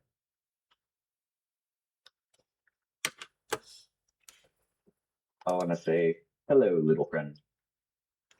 All right, let's see its reaction. It just sits there. It's like munching Bites on. your face off. It's munching on like little mites on the wall, right? So he's eating right now. You want to keep talking to it or something else? Or do you want to grab him? I want to put my hand up to him. Hopefully he doesn't bite me. Turns out, what's your charisma? Can you hear my dog snoring? You have a charisma of 11, so 11. average. Okay. So, yeah, he does nothing. He doesn't even care. You put your hand up to him, he just keeps eating a small bug that he captured, that he paralyzed and ate, or is eating now. You can see his like little mandibles all wet and just chewing down on some smaller bug, right? It's just nibbling on it, slurping its innards. You want to keep on, you want to touch him now or something else? No, I'll just keep my hand there. Okay, let's see if he does anything. Just wait. In the meantime, Lilith, you walked up to see what SYREM was up to. You were thinking about helping him, but then halfway you turned around, realizing the situation. You kind of encouraged PANJEET to climb down. Then, of course, PANJEET just ended up getting the rope from ARYAN, and ARYAN's climbing down. So now, Lilith, do you want to get ready to climb down with him, or do you want to Yeah, go I'll back to climb the... down. Okay, you're getting ready to climb down. And then who else is up here? We've got... I think that's everyone. Everyone had a turn right now. So back to KRIEGER. So KRIEGER, Yeah. you went up toward the let's see, the east, the waterfall area, right? All right. And let's see. Yeah, you climbed up the sloped waterfall. It's mostly dried up now. So the idea of this cave is that the eastern half was a natural pond. The western half was solid ground before this until they dug up the moat, right? So they dug up their moat, which expanded the pond basically and caused the pond to shrink in depth because it flowed down into this pit, creating kind of a moat area. So you climb up, the wet sloped ascent into the cave pond, and the cave pond is a lot shallower than it was originally. Um, it's it's kind of drained out to the pit, of course, and parts of it is still there, but for the most part, it's kind of equal level or lower level than it originally was. So once you get in there, you step up onto the top of the eastern side of the pit, which is half collapsed or half sloped, right? So it's only 5 feet tall. So it wasn't hard to get up there. And now you're kind of on even ground with the cave pond. And from here, you can climb up the shore of the cave pond onto the cave, right? So the cave pond's in the middle of the cave, right? And you're on the western side of the cave pond. So again, you can move basically north or south along the cave pond and then climb out and back into the cave. Or you can go all the way around to the east side, right? But basically, you're on the west side of the cave pond and you can climb up into the cave, right? Because the water's like really shallow right now. It's not at the normal height it was originally. So wet cave wall around you, right? Anyway, from here, are you moving north? Are you moving east into the pond or south? Those are your options. I'm waiting. You want to wait there? Sentence moving along with death sentence. Sure, yeah. So yeah, you wait up here. Your torchbearer, of course, was PANJEET, who set his torch down to hold the rope for ARYAN. So lighting conditions are getting dim. Also, at this time, the torch is dimming. It's at 10 feet of radius. So that means it's got like 10 to 20 minutes left before it dies. So we'll have to light some fresh torches soon. The radius drops to 5 feet, so it gets super dark in the cave when he sets it down. So you're like in pitch black in the cave right now. ARYAN, when you get down there, it's really dark. There are swimmer rats everywhere. Their reaction to you is neutral. They're just hanging out, swimming around. You can feel them all over you, right? They're like swimming against you, swimming all around you, right? They're just hanging out and squeaking, munching on bugs and such. When you get down there, do you wanna just like move east as well? And I'm getting to land as soon as possible. Okay. asking Panjeet to throw a torch. Okay.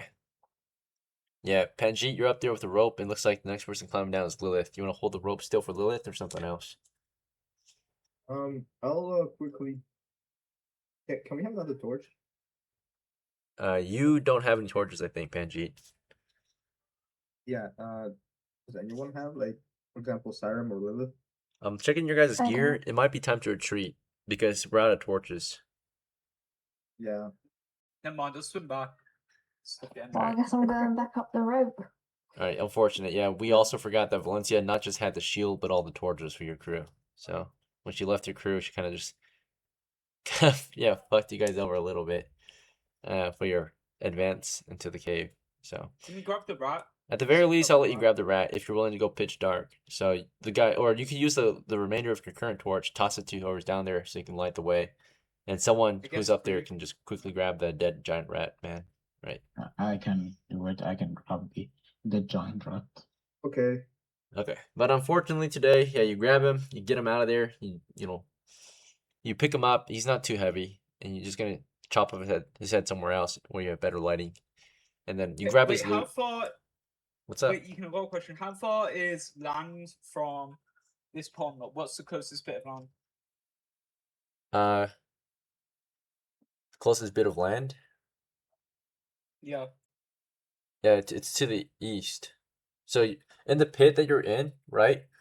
It's a sheer pit for the west, north, and south wall, but the east, it's like only 5 feet tall because it leads out into the cave pond, which drained into this pit to create a moat, right? So when they dug up their pit, they kind of combined the cave pond, which is in the middle of the cave. They dug up like a passage for it to flow down into this pit and flood it, right? So it flowed into the pit, which was, about 10 feet deep. It drained in there and it leveled, right? So it leveled the So pond. how big is this pit?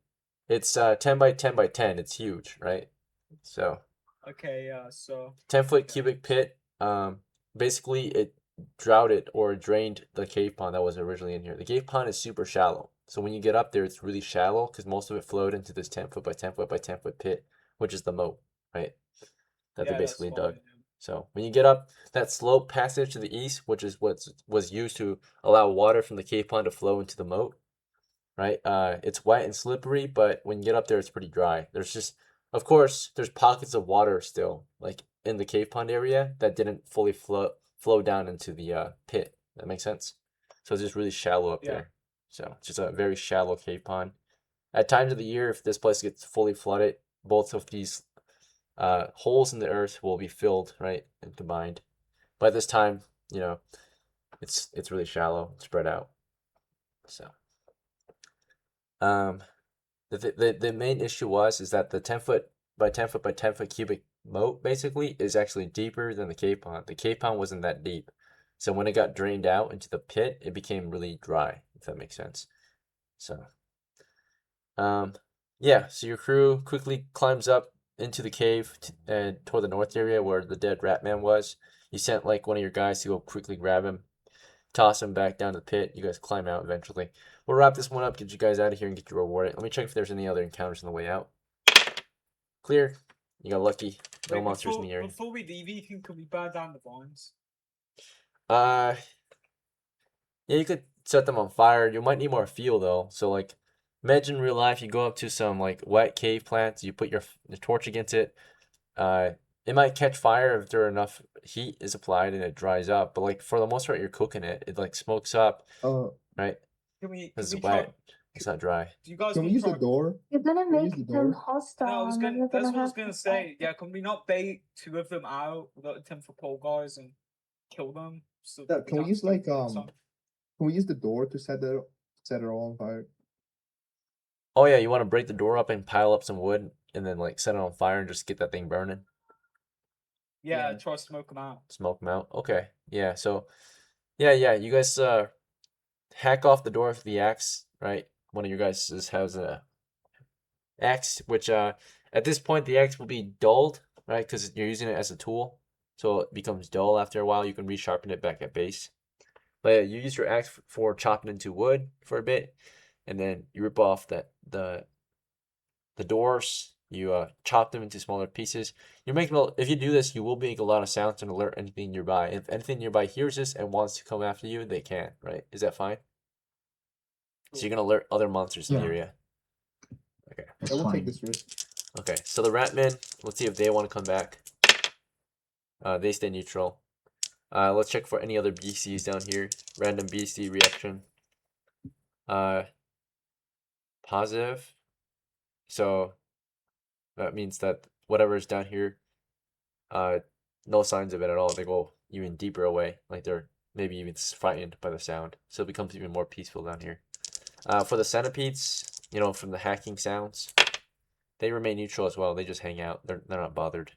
So yeah, you guys basically just kind of gather together, work together, peel apart wood as a team. Some of you stand guard, some of you just wait and pick your nose. I don't know. And then some of you, of course, start that fire up, set it in kind of the midst of the vines and let that cook and cook away at the vines. And the vines, after enough heat is applied, the room gets a lot warmer, smokier and such. Some of those vines will eventually catch fire, right? Plants, if they are dry enough, they'll start to burn and catch fire, right? If it's dry enough and hot enough, right? So I'd say like that definitely will smoke them and definitely would damage some of the vines nearby, the fire that you built.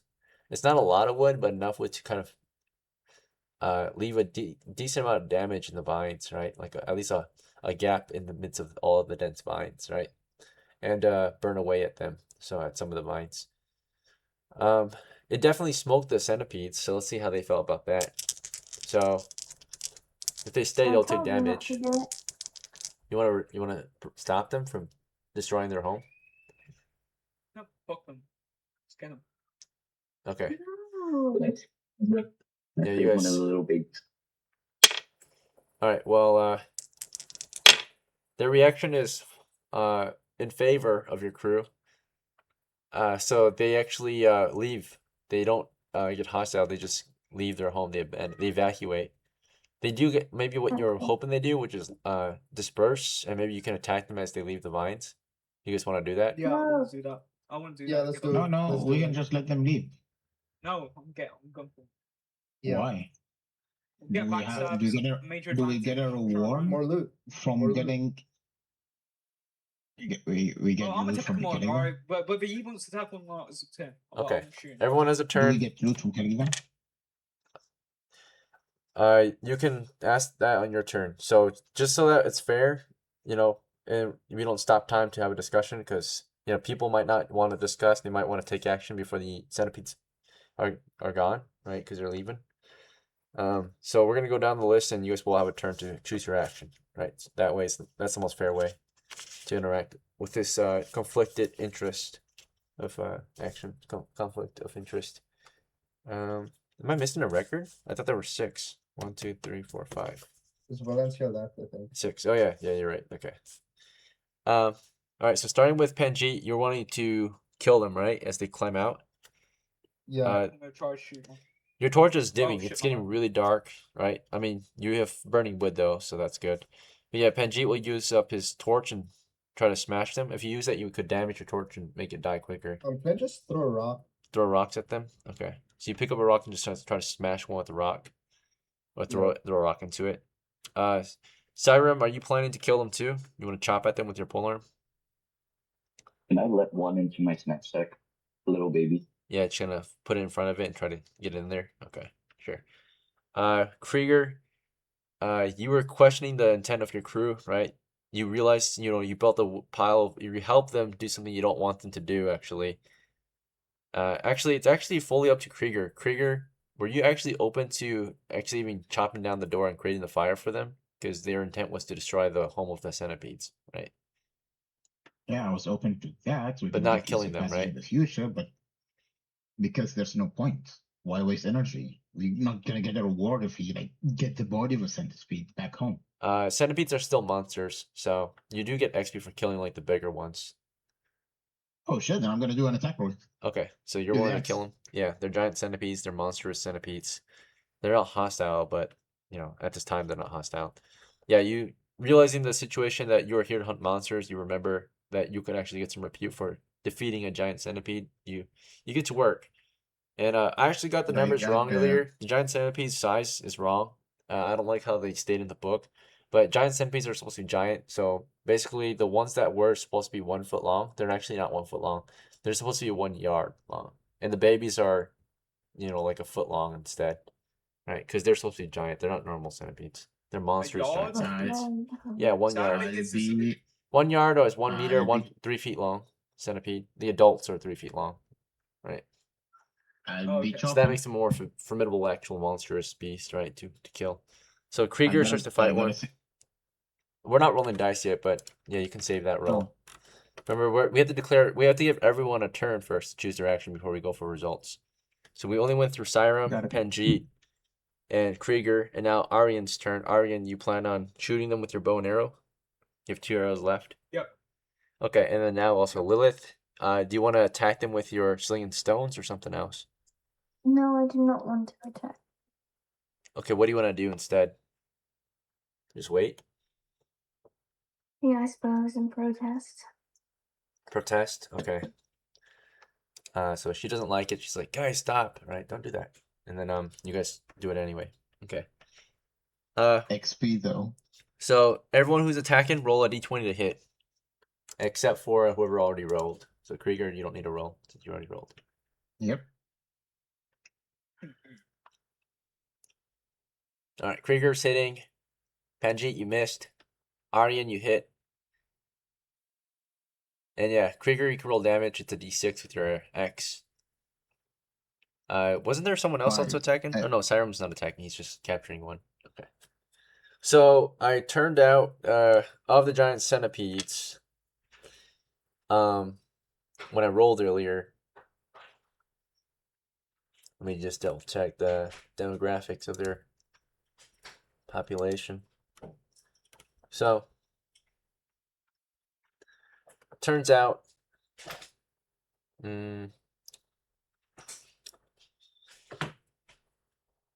yeah, there were only about 2 big ones, and then the rest were small. So the big ones were targeted first, I suppose, the adults that were about 3 feet long.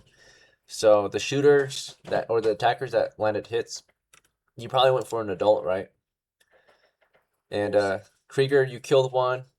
Aryan, you killed a different one. You guys went for separate ones, right? Or do you guys want to combine your efforts on a single one? Separate. Separate? Is that fine? Yeah, separate. Okay. Turns out they only have a d4 of hit points each, so that's a kill and that's a kill, right? So you killed both adults who were trying to flee. They were trying to buy time maybe for the babies to escape.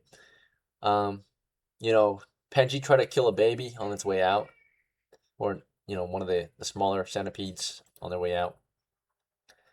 That didn't work out too well. Basically, of all of these centipedes, yeah, 2 were big, the others were small. So all the smaller ones. And when it comes to the number of smaller ones, we're gonna go with let's see, 4. Yeah, basically there were just roughly 4 smaller ones, I think. So 2 of the smaller ones were about that were noticeably killable, right? There are some tinier ones, but the ones that are noticeable are the smaller ones that are about 1.5 foot long, and there's 2 of them that are about, 2 of them are about 2 feet long, and 2 of them are about 1 foot long, basically. So they all got away. It looks like they crawl out of there. They crawl into the east, right, into that big cave. They crawl into the ceiling, right, or onto the walls, and they leave, right. They go east. They evacuate. So I don't think anyone else got a hit, but one of you try to capture one. So SYREM, you try to put your bag in front of a small one. Do you want to do for the 1 foot or the 2 foot out of the giant centipedes that are fleeing? 1 foot. A 1 foot giant centipede? Okay, this guy's a foot long. You try to put your knapsack in front of him and capture him. Roll to see if you're faster than him at putting your bag in front of him before he can flee. So roll a 6-sider for initiative against him. You got a 1. He got a 5. He's way faster than you. He crawled away too quickly onto the ceiling. and escaped you. So they got away. So you tried to, but they fled. Their home is on fire. They run away. There are some like more microscopical ones that are like only a few inches long. Those ones don't really count. They just flee, right? Larvae type centipedes. You destroy their home. It looks like in the crevices of the walls, you start to realize there are eggs. Egg sacs. Let me show you what it looks like. Giant centipede egg sac, I think.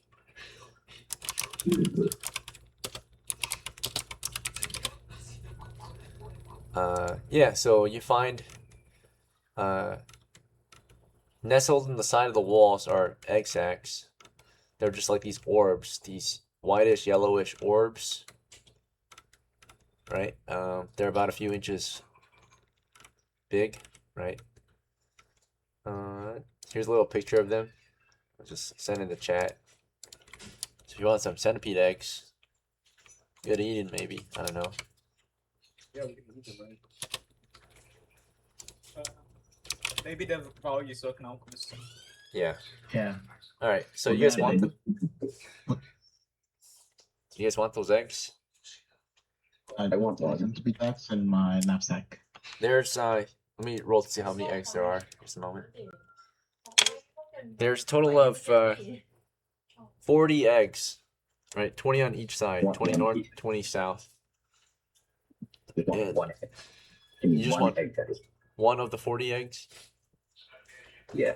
Okay. One I egg. want to fill up my backpack with it. Krieger, I don't know if you have a backpack. You have no No backpack, sack. Krieger. You have no sack either.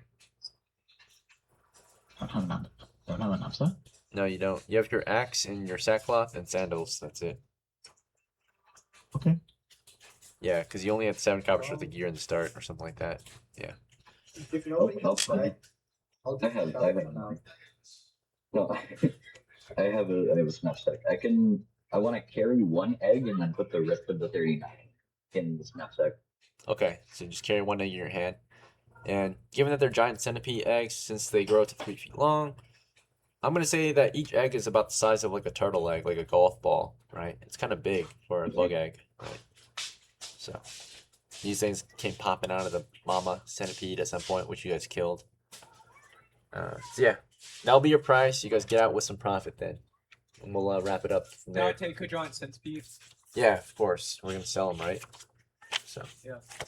All right, Yeah. so let's go over the results. Well, actually, do you guys know the way out of here, first of all? Yeah. Just gonna test you real quick. So, are you going? Let's say you're in the tunnel. You want to go northwest or east, Northwest. Northwest. and then it goes west to a T. You can go north or west from there. Which way? West. And then it goes west to a 4-way. Line to the south, daylight to the north, tunnel to the west. Which way? Okay, yeah, you got out. Towards the daylight. Yep, just double checking. Some people I've seen in the past actually, there have been actual like past games where you get like a player who's just so out of it. I literally mentioned that there's daylight in a direction, yet they choose the wrong direction on their way out and get lost somehow. You've probably seen it. Some of you have witnessed it. A few players that you guys might know have done this before. I literally tell them there's daylight there, and they choose the wrong way anyway. And I'm like, what the hell? Because they're just so out of it or something. All right. So for you all, we're gonna have a share for moon, right? All right, good job, guys. Yeah, it's time to get some rewards. So we'll start with the giant Ratman you killed. For the Ratman, you got 5 XP for him. Okay, for killing him. You got a bounty of 5 coppers for bringing his head back to the base, right? So they paid you out 5 coppers for his head as proof of killing him. You brought the village of you know, 1 kill closer to victory, so the village of VALSOT, right? Now that you've killed the Ratman. So let's see. Who knows how many are left, right? We've done some heavy damage to their people. So we've killed most of their men at this point. Now you can start to see that they're becoming more desperate. You guys even saw a female combatant today, forced maybe into the ranks of the front, or maybe volunteered, given how many have been lost to the war, right? So, but yeah, you brought his head back, you sold it, you got your bounty. He had loot on him too. he had some decent loot. It was 5 coppers worth of loot. It was all salvageable. You sell it, you get about 3 for it. Someone bought it for 3. Basically, you salvaged off a good leather pouch on his belt, and then of course he had also tucked onto his pouch a knife. So he sold all that. Of course, he got about, well, he had 5 coppers. That wasn't a knife. It was a dagger. It was a good dagger. So he sold all Can that. I take the dagger? Well, if you take it, we don't get the loot. Like, we don't get the monies. But it's more valuable if you take it. It's more Yeah, valuable I mean- technically, right? I mean, guys, I think we should take the items. It's better. Than Yeah, we do. All right. So the items consist of a leather belt, a leather pouch, and a dagger. I'll take the dagger. Is that fair? If he takes the dagger, it's worth yeah. 3. I mean, he did kill most of the stuff, so. Okay, sure. Yeah, no one objects. So Aryan took the dagger. It has no sheath yet, so you have to buy a new sheath for it at some point. But it's a good weapon. It's a quality weapon. Naturally, you look at it. This is a dagger that was stolen from the town, right? This wasn't originally theirs. It's an iron dagger. So, they wouldn't have. I mean, they might have the capabilities to make these, but yeah, it looks like it's human made. Leather belt. Anyone take that one? Whoever doesn't have a belt, I think Krieger doesn't have a belt. I would like to. Yeah. Or Panjeet doesn't have a belt either, so you guys maybe roll the dice for it. Roll off. Yeah, roll a D100. Whoever gets higher. Right now we're gonna do odds and evens, bro. We're not gonna do like the D100 or shit. Pick one, odds or even. Alright, odds. Okay, okay, you got odds. Yeah. All right. All right, you get the bet. Oh, that's a D1. You have to roll a Thanks, D2, right? W6. So he did a D1, not a D2. I'm gonna roll He a tried to D6. scam. He tried to scam you. Dude. There's another D1. I'm gonna roll a D6. Okay, it's Alright, odds. It's a Yeah, 5. it's his then. All right, so even It's yours. you did a scammer roll for a moment in D1. All right. Let's see. Odds or evens, only odds can only, yeah. All right. So yeah, Penji, you get the belt. Okay. There's one more thing, a pouch. Who wants the pouch? You need a belt to have a pouch, naturally. I'll take the pouch. Okay.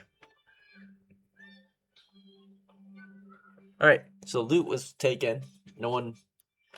Alright, so maybe the money that you guys give for it doesn't go to the guys who got loot, right? It should go to the guys who didn't get it. Any loot. So... I disagree. I think I need 1 copy of my arrows. Oh yeah, okay. Yeah, I That's disagree true. too. Alright, well, Can you buy cigarettes? yeah. Does cigarettes exist? Pipes exist. Paper cigarettes don't exist quite yet. It's too expensive to use paper in medieval times. I see.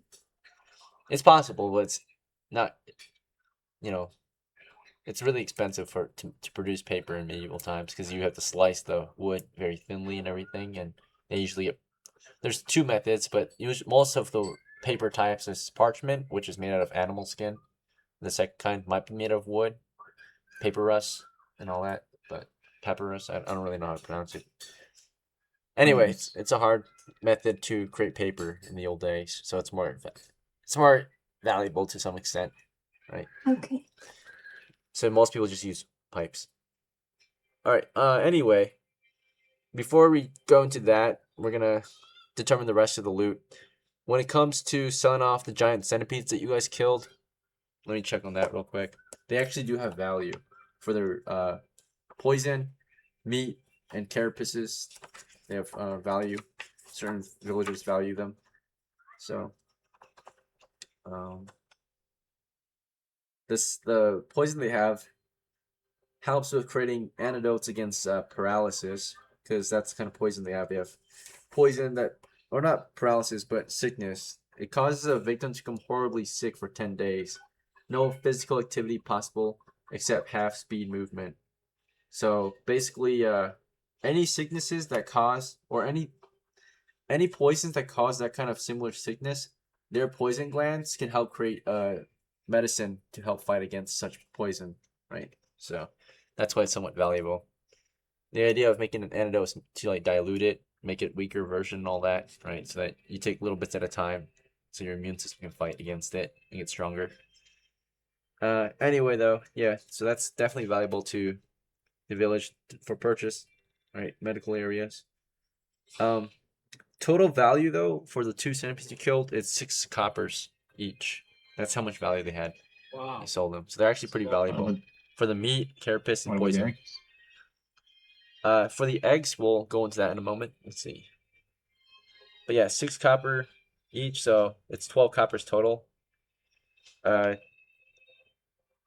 Let's see. Also, you get XP for killing them. Each one of them is worth 6 XP, so that's 12 XP. Okay, the eggs don't give you XP for killing them. They're more so of a valuable. When it comes to the value of each egg, they're valued at 10 eggs, 1 copper. So I want to praise it. They will pay you up to 10 or 1 copper for 10 eggs. So you captured a total of, was it 40 eggs? So you can get 4 coppers for the 40 eggs you got. We just. But I'm keeping Each Yeah, egg that's- is yeah. not a ration. And I think technically it'd be like 10 eggs is 1 pound of food, if that makes sense. Yeah, let's sell that shit. So you want to Yeah. just sell it? And someone's going to buy I'm it. keeping one. Technically, it's more valuable than rations right now. So 10 eggs is worth, at this time, 1 copper, right?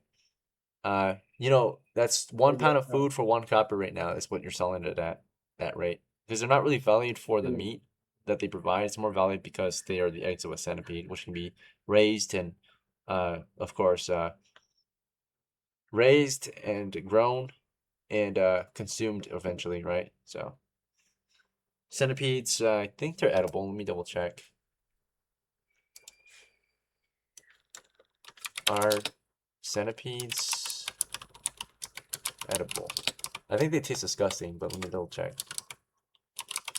I've got a question. If we captured a centipede, could we use it to like extract its poison from it while it can? You know, like what they do with snakes. Yeah, I think it is possible, but there's all sorts of risks that you should just leave that stuff for those who are professionally trained with poison extraction.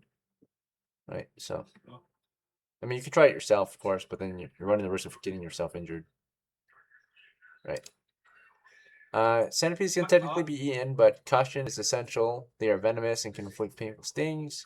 Blah, blah, blah. Some cultures, particularly Thailand and Vietnam, prepare giant centipedes by removing the head and pincers, roasting them until crispy. However, not all of them are safe to consume. Improper handling can lead to venom ingestion and allergic reactions. Let me just double check that they taste good. Giant centipedes, nutritious.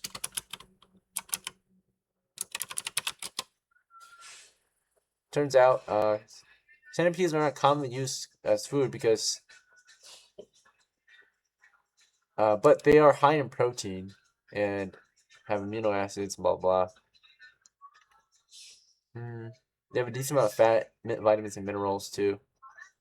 Okay, yeah, so they can be eaten, but I think they're mainly valued for the poison, which helps with creating medicine for future, diseases or poison that causes people to be sick for multiple days and no physical activity possible. So, yeah, this will definitely create some kind of medicinal soup in the future. It has that property, right, to help make medicine. Yeah, that's why it's so valuable right now. The eggs, again, 10 eggs right now. Someone's offering you 1 copper for 10 eggs. Is that fair to your crew? Yep. Okay. I think that's it. So you guys get 4 coppers, and you guys also get 4 XP since they've been appraised for that. Wait, but you can still keep an egg though, right? All No, right. you can't. The No. issue is that then it'd be 39, and we might lose out on a single. Let's see. If you roll a D2 and you get a 1, we'll say that's 41 eggs, and you can have that 1 spare. If you get a 2, there's 40 eggs exactly, and you will ruin the money count, basically. You got a 1? I did it. Okay, so there's actually 41 eggs, and you got 1 extra egg out of it, and they didn't affect the spoils of the crew, right? So there's 1 spare egg that you found, maybe one last runt egg or something. I don't know. One lucky egg that didn't get sold. And therefore, we got 4 coppers and 4 XP for that egg. Alright, I think that's everything, right? That's all monsters and treasures accounted for. Did I miss out? Yeah, that's We it. got centipedes. You didn't kill got any rats. Yeah, you got 1 Ratman. You didn't kill any normal rats. Okay. Alright then. Yeah, let's divvy it up. So total XP comes down to 21 points. Total monies, same amount. Or yeah, total 21. So when it comes to the division of all of this, let's see. Coppers 21, XP 21. Member count, we have 6 crew members, including Valencia, who did participate and benefited the crew during the initial attack against the Ratman. So she should still get a share, technically, because it was her shield and her injury that allowed us to possibly get that victory, right? Not saying she did all herself. Of course, it was mainly the shooters that got the kill. But then without her there, you know, to tank all the shots, it might have not been the same. Well, there's 1, 2, 3, 4, 5. The Ratman was worth 5. She opted for the Ratman. She gets 1 copper. And that's her. Okay. Well, you might say that, but the others might object. So before we go crazy into the details with your splits, do you guys want to just divide it equally? If we do it equally, there's 6 of you, 21. There might be some extra, so at the very least, everyone gets 3 each. Right, that would account for 18. 3 times 6 is 18. And so there'd be, of course, 3 spare for the 3 MVPs of the group, right? So I don't think Lilith and Valencia should get any. okay. So we do have some objections. Valencia as a NPC, she would require that she gets compensated the bare minimum for what she did. So saying that she gets nothing after she took an injury, nearly died for the crew, right? So she did take a subdual hit, right, which cost her 1 point, and she's got currently a bruised abdomen, which will last for a few days. Well, I'm gonna say to Valencia, you helped the rat person, but after that you were being a woman. So okay, that's fair. So in that case, since she helped the rat thing, 1 copper. 1 copper, because the rat accumulated us 5 coppers and 5 XP. So she's gonna get 1 of those 5, and 1 of those. Okay. All right, so she'll get 1 copper, 1 XP for that then. So okay, she's at 27 XP. She's at and then that 1 copper she'll spend it toward food. She needs to eat 2 more rations today to stay alive and fueled up, or to sustain herself. Right? She remains at 3 coppers. She has 2 extra rations now. All right. So she's good. She's out of the share, but we just counted for 1 XP, 1 copper. So we're down to 20 XP, 20 copper to split. Okay. So now there's 5. It makes it easier. So since there's 5, you want to just do 4 each then? 4 XP, 4 coppers for each of you? Or do you guys want to get a little more complicated? I think Lilith shouldn't get any. All right. I think SYREM and Lilith should half shares? Yeah, they should get. I mean, I'm sorry, but like, why are you advocating? You guys could have got you're advocating. very easy. Like you're advocating for the monsters, you know? Like we're here to hunt them. They were literally homeless. Well, no, I mean they weren't But homeless. they were.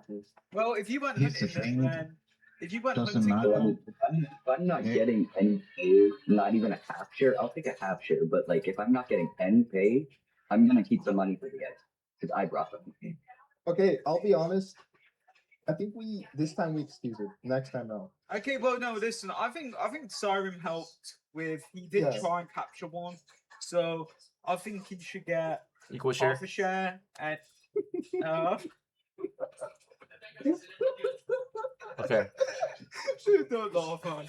All right. And then woman, yeah, no. Let's go down the list and see what everyone says. Okay, so that way it's fair.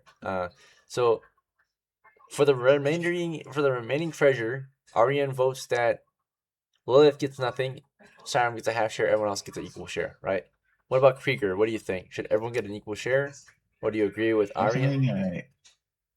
Personally, I believe in the values of socialism. Everyone should get an equal share. Sure, yeah. And then Siren, do you think everyone should get an equal share? Or do you think you deserve a half share? Or something else?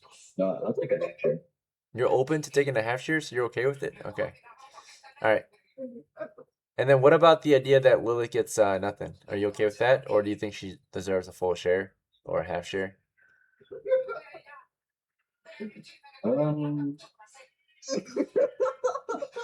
It's a vote right now, right? The majority vote wins. So, what do you think, Siren? So you agree to take half share, but what about Lilith? Someone voted that she gets a nothing for her efforts today. I think she should get a half share too. Okay, you agree, or you don't agree? You think she deserves half a share at least? And then Aryan, you already made your vote. Unless you want to change it, you said nothing for Lilith, half share for Siren, right? Yep. And Well, then- if you believe in socialism, they're extracting our surplus labor value. So these are like the capitalists, right? Within the thing, right? All right. Yeah, money. Panjeet, what do you think? Do you agree with Aryan, or do you have your own idea? I agree with Aryan. Okay. And then Lilith, do you think you deserve a full share, half share, or nothing? Or something else? I don't care. You don't care? Alright, so you're okay No. with having your time wasted? You put all your time here to help this crew, and you're okay with taking Yeah. nothing? Okay. No, she should get a copper because she did fire at the rat. Yeah. Okay. At least enough to feed herself, yeah? You're generous. Yeah. Okay. So, in the end, it looks like Panjeet, Aryan, and Krieger will get an equal share. Siren will get a half, and Lilith gets 1 copper, 1 XP. That's good. Or do you guys want to spare her any of the XP? Actually, you can't. You guys don't get to choose who gets XP. XP is divided Yeah, mainly. yeah. Money you can choose, but XP is the DM's supposed to divide it against or among the combatants that participate in the combat. So technically, all of you participate in combat, so that's gonna be divided equally. So when it comes to XP between the 5 of you, yeah, Valencia only participated in that 5 XP battle, so she won't partake in the rest. But yeah, between the 5 of you, when it comes to XP, it's 4 each. Okay, so you all got 4 XP. So Yeah, that's fine. Yeah.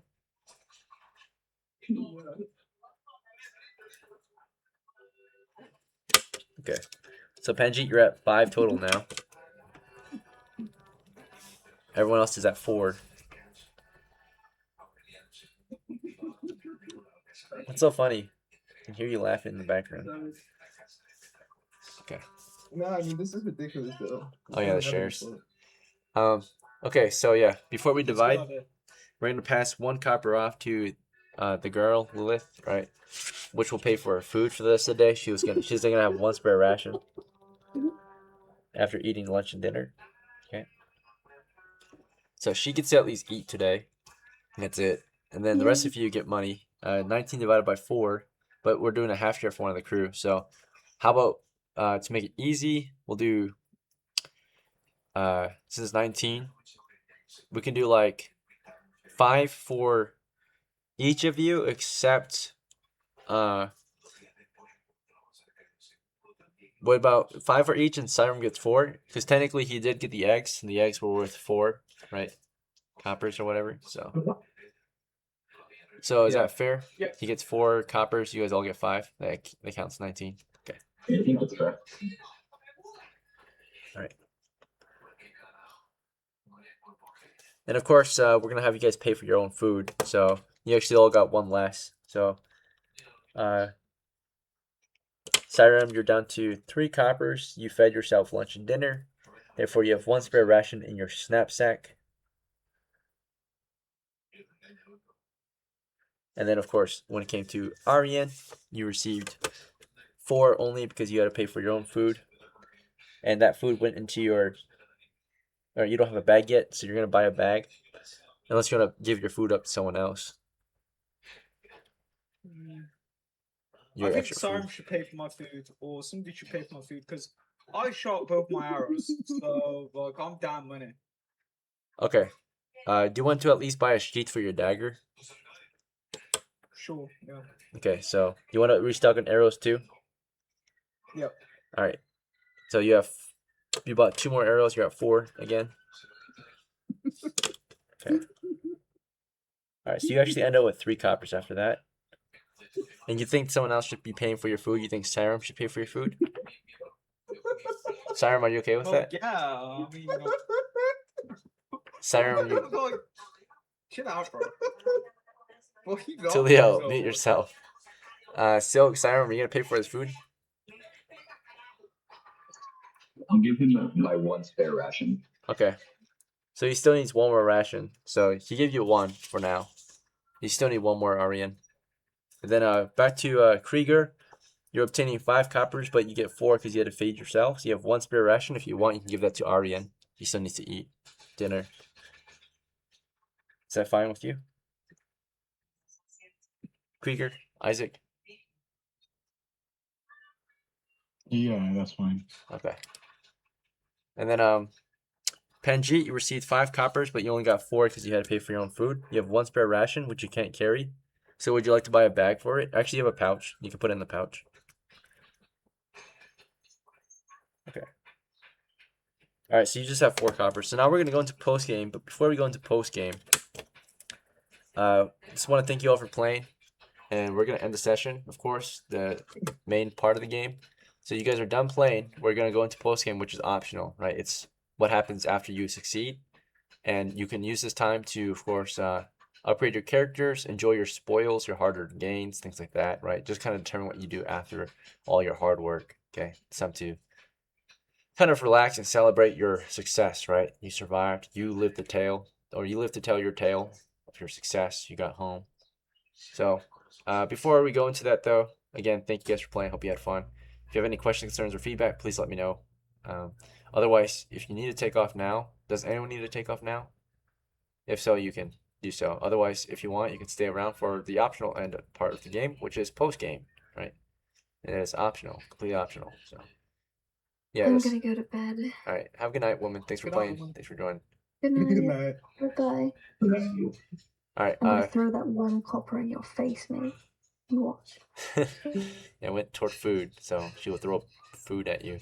But the rest of you, or actually, who invited the new one? Was that Steven or Me. Tulio? Okay, Steven, you got Me. a reroll for that. All right, looks like you already have a reroll, so it's gonna be changed to a choice round because choice rolls worth 2 rerolls, right? So. Great. All right, and then yeah, post game time. So we'll start with PANJEET. After the expedition, PANJEET, what did you want to do? Can I go find that old man, take revenge?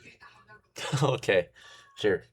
You look for the thug that took your virginity. Let's see. You got this, Julio. Well, in the meantime, while he's looking for him, do you remember his name? Let's see, his name. It should be in the notes somewhere. I don't think you have said it.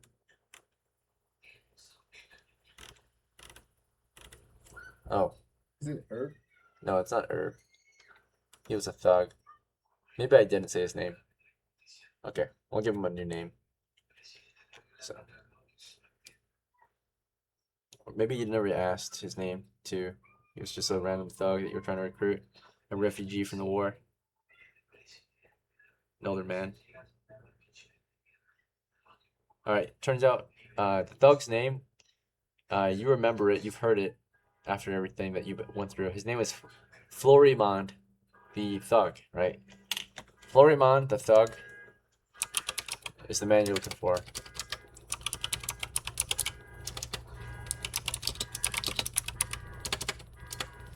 And he's like a gangster. He's a thug, right? He lives in the he just is around. He's homeless. Kind of just do what thugs do, right? What street bullies do. Steal, lie, hurt others, right? Do Can evil I go things. with Tulio? Sure. Yeah, you can back them up. So as ARYAN and PANJEET go out to go look for revenge, PANJEET has been depressed for many days, right? Or depression means you've been extremely sad for a while. And ARYAN heard PANJEET's story and wants to go help him, right? So you can both roll 3d6 real quick for your age. I'll tell you your age. I'm 14. I remember. Okay. 23. What'd you roll? 13 to 23. Okay, so you're 13. Oh. I can do the same as well. 3d6, right? Yeah. So, by the way, in medieval times, for fresh adventurers with no experience and all that, you're going to be usually adult age, which is starting at 13. But, you know, only 50% of babies make it past being a baby, and only 50% of toddlers make it past the age of 12, right?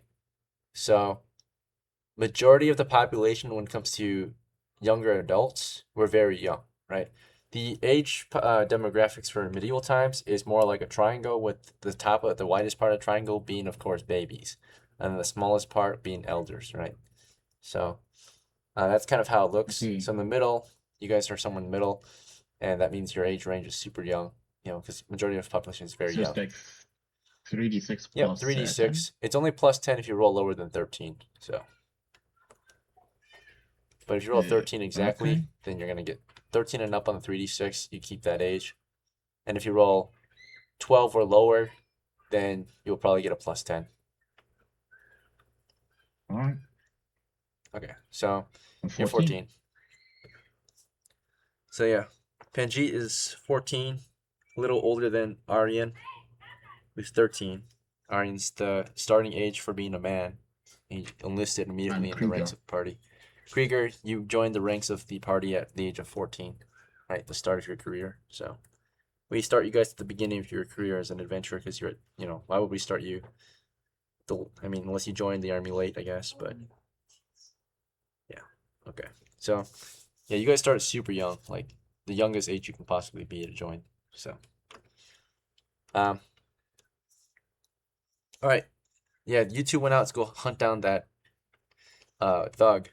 Krieger, after the expedition, you want to go with them or something else? You know what? Fuck it. I'm gonna go with them. Okay, you stick with your boys. Go out thug hunting. By the way, you're about to commit a crime, though. Are you okay with that? The thug actually didn't commit any evidential, or he's not actually a criminal yet in the town or in the village. He's just a refugee. Oh. So you're gonna go kill someone, and you can possibly go to jail for it, right? Associate murder scene, whatever. Associated murder. Serum Then I'm gonna. or Syrem. Oh, go ahead. Sorry. Then I'm gonna be like, oh, I figured I've never heard that. And go buy a backpack instead. Okay, you don't want to commit crimes. You're gonna go buy a backpack. Yeah. All right, Syrem. What do you want to do after the adventure? You want to go help your boys out, commit murder? No, I wanna research on how to hatch my egg. Oh, sure, yeah. Incubate. Okay. So we'll start with Henchi and Aryan. You're in the village right now. You're looking for the thug. How do you want to find him? Do you want to just walk around until you see him? Do you want to ask around for him or something I want to else? go to his campsite where I woke up. Okay, yeah. You look for where he was encamped. So there's gonna be a what's it called? A chance for him not to be there anymore. At his camp in particular at this time. And I'm gonna say the chances are a 1 in 6 chance he's not currently there, right, at his camp where he was staying, at the refugee camp. So high chance he's there. 1 in 6 he's not. Turns out he's there, right? So he usually stays around here. I'm walking over. Yeah. I give my dagger to Panjeet. You can give your dagger to who? Panjeet. Oh yeah, sure. Yeah, because he's currently weaponless. Alright, so the two of you walk up toward him, and let's see his current activity. He's neutral right now toward your approach, but he's actively being a thug. He's doing what thugs usually might do in the afternoon. And so today you find him at the refugee camp. He's just kind of he's kind of just like thugging out, I guess. Like he's sitting at the fire and just chilling there, and he's got like a little boy massaging his feet, right? Forcefully. The boy does not look happy to be there. So, yeah, Panjeet and Steven, you find the refugee thug. He's at the fire having his foot massaged. And he reacts. Can he see us or be behind him? You want to sneak up to him? Yeah. I want to have my bow and an arrow ready. Okay. On my hands. So you guys sneak up, crash move up to him. You have that ready to shoot at him, but Panjeet, you want to get in from behind him and slice his throat? Is there anybody around? Like, there are definitely people around. You're in the refugee camp, so but you're like he's like just like, out of it, thugging out. I'm gonna tell them I've come to claim my pride. Okay. You want to announce yourself? And I guess Aryan, you're there for backup in case things go wrong. You're gonna shoot, right? Yeah, I'm waiting at a little bit of a distance. You're hiding. I'm trying. No, go give back the polearm. Oh, okay. So you reveal yourself. So you're just a distance away, bow and arrow ready. Yeah, you already revealed. Yeah, you already revealed himself. Okay, so yeah, and Panjeet. Turn around and you'll get shot in the head. Oh yeah, you warn him. What do you say first, the polearm thing or the warning? I'll say it up both. I'll say the warning. Okay, start with the warning and then we'll talk about the polearm after. So, yeah. Upon your confrontation, you let Panjeet speak first. He kind of declares why he's here from behind. And then after he says that, let's see his reaction. Because you guys don't want to talk over each other. So, I'm assuming that you let Panjeet talk first. His reaction to Panjeet is positive. He's happy to see him, right? So, he says he's happy to see him, right? Like, oh, Panjeet, happy to see you, boy. It's been a while, right? And you know, he kind of kicks the boy off his foot and turns around, and you know, he's just this big thug of a man. Here, I'll show you a picture of him, what he might look like, medieval thug. Let's see.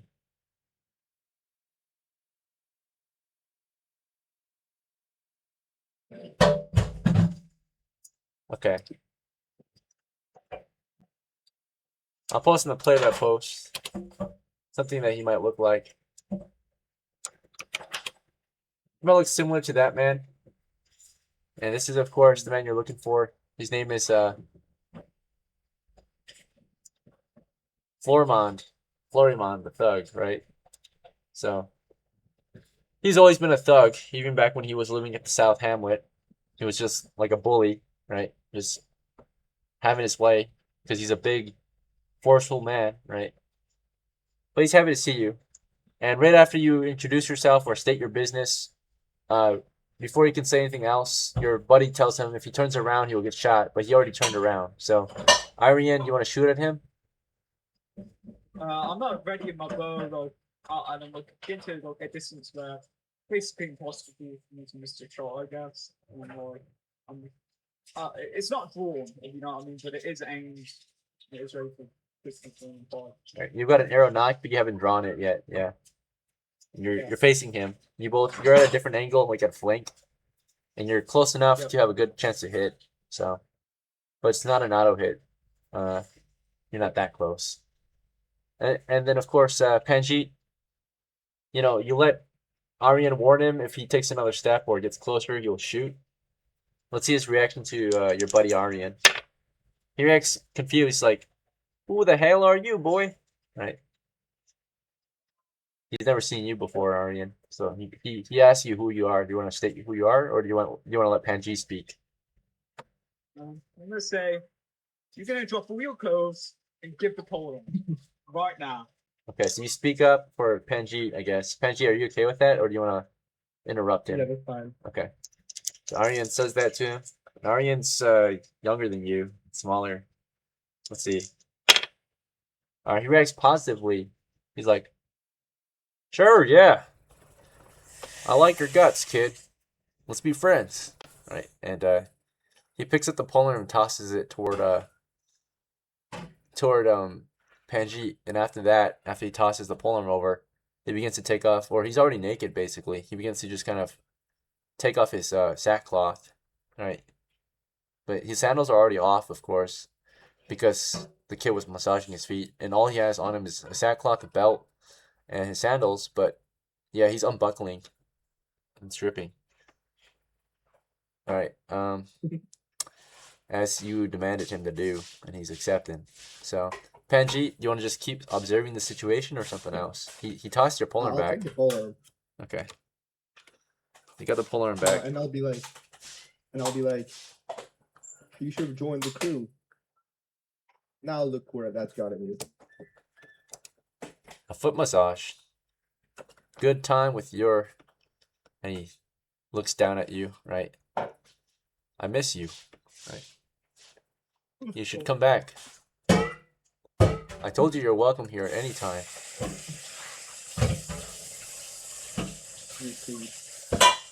Panjeet, you want to accept his offer? No, hell no. I'm gonna be like, listen here, weirdo. You say that shit again, my buddy's gonna shoot you. He's confused. He's like, hey, I was just trying to be friendly. What's with all the hostility? If you really want to be friendly, you can join the crew next time. Let's see what he says. He's confused and says, why would I do that?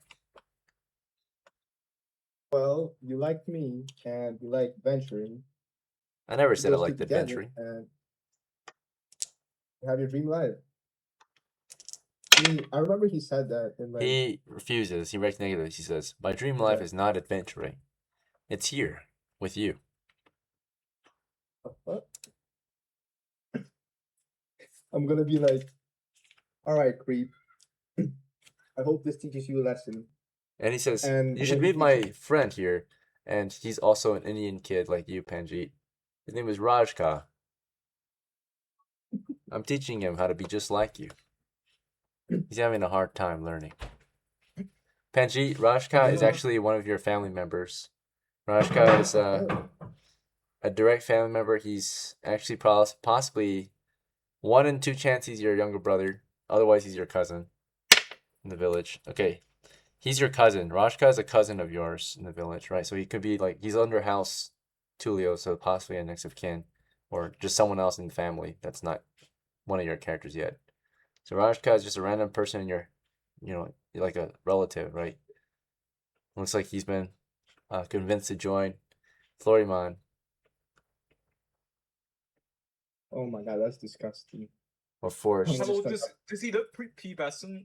Like I'm sorry, like before puberty. Let me roll his age then. Let's see. He's only 8. Rajka's what's younger. the view? What's the view of being gay and pedophilia in this society? It depends on what kind of village you're at. This is a swamp village, and the culture here at you're at the village of VALSOT, right? VALSOT is kind of like a southern European village, and it's not very religious. It's kind of like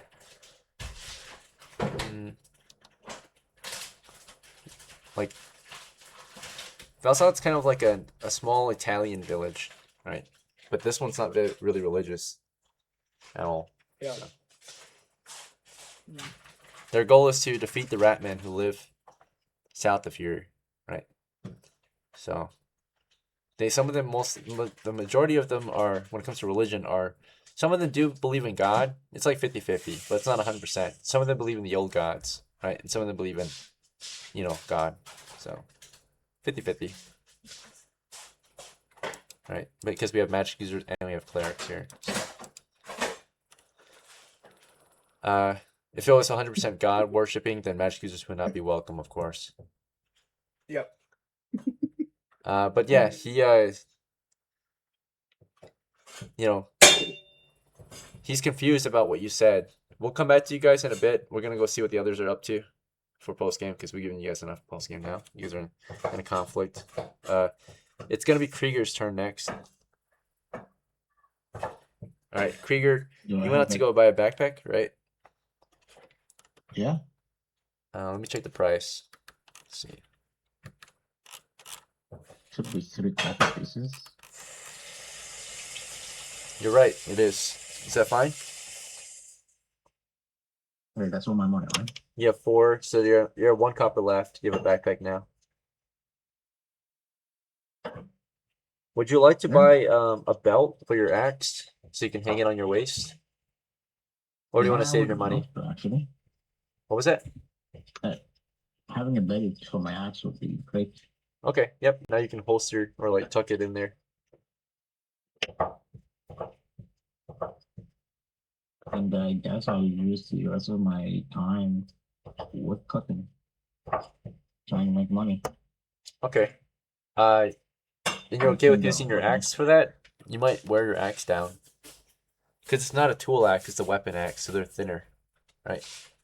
Oh, It's meant for flesh and bone, right? So, wood axe versus weapon axe. So the axe head is thinner when it comes to like fighting axes. I'll show you. So, like a tool axe is a thick head, so it's heavier and slower, and usually it can't be sharpened as finely as a fighting axe. Fighting axes can be sharpened a lot thinner, right? A lot sharper, a lot more refined. So,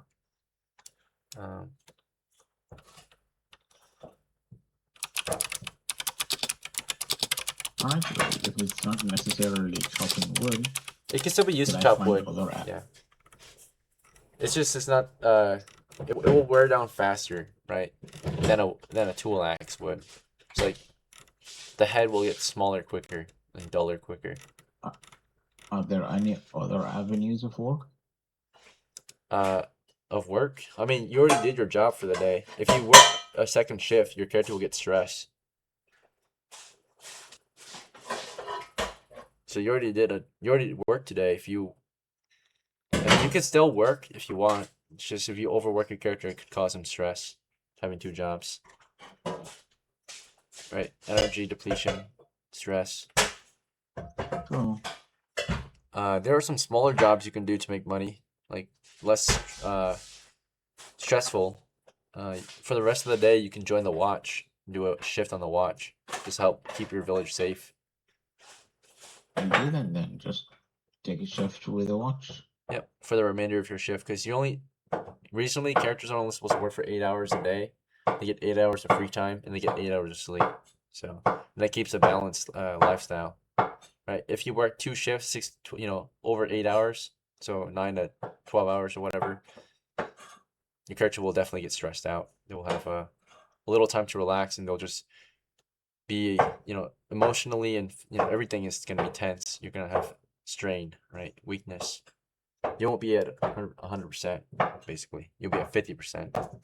Okay. Anyway, you don't want to wear your character down, so you'll just do a small shift. Because your adventure only lasted like half a day, so you do like half a shift of watch, and basically it's just for fun. Then you're just there for a bit, helping keep the peace, right? Anything else you want to do? Yeah, you asked to join the watch for the render of the day shift, so you just kind of patrol the streets and provide, security. Okay.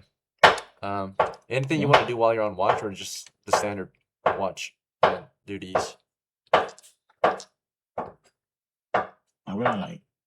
Like, do you want to talk to anyone on watch? Do you want to look for crime? I'd like to look for crime. Okay, sure. We'll come back to you and I'll tell you what kind of crime you find. As you actively patrol the streets for any signs of lawbreakers, right?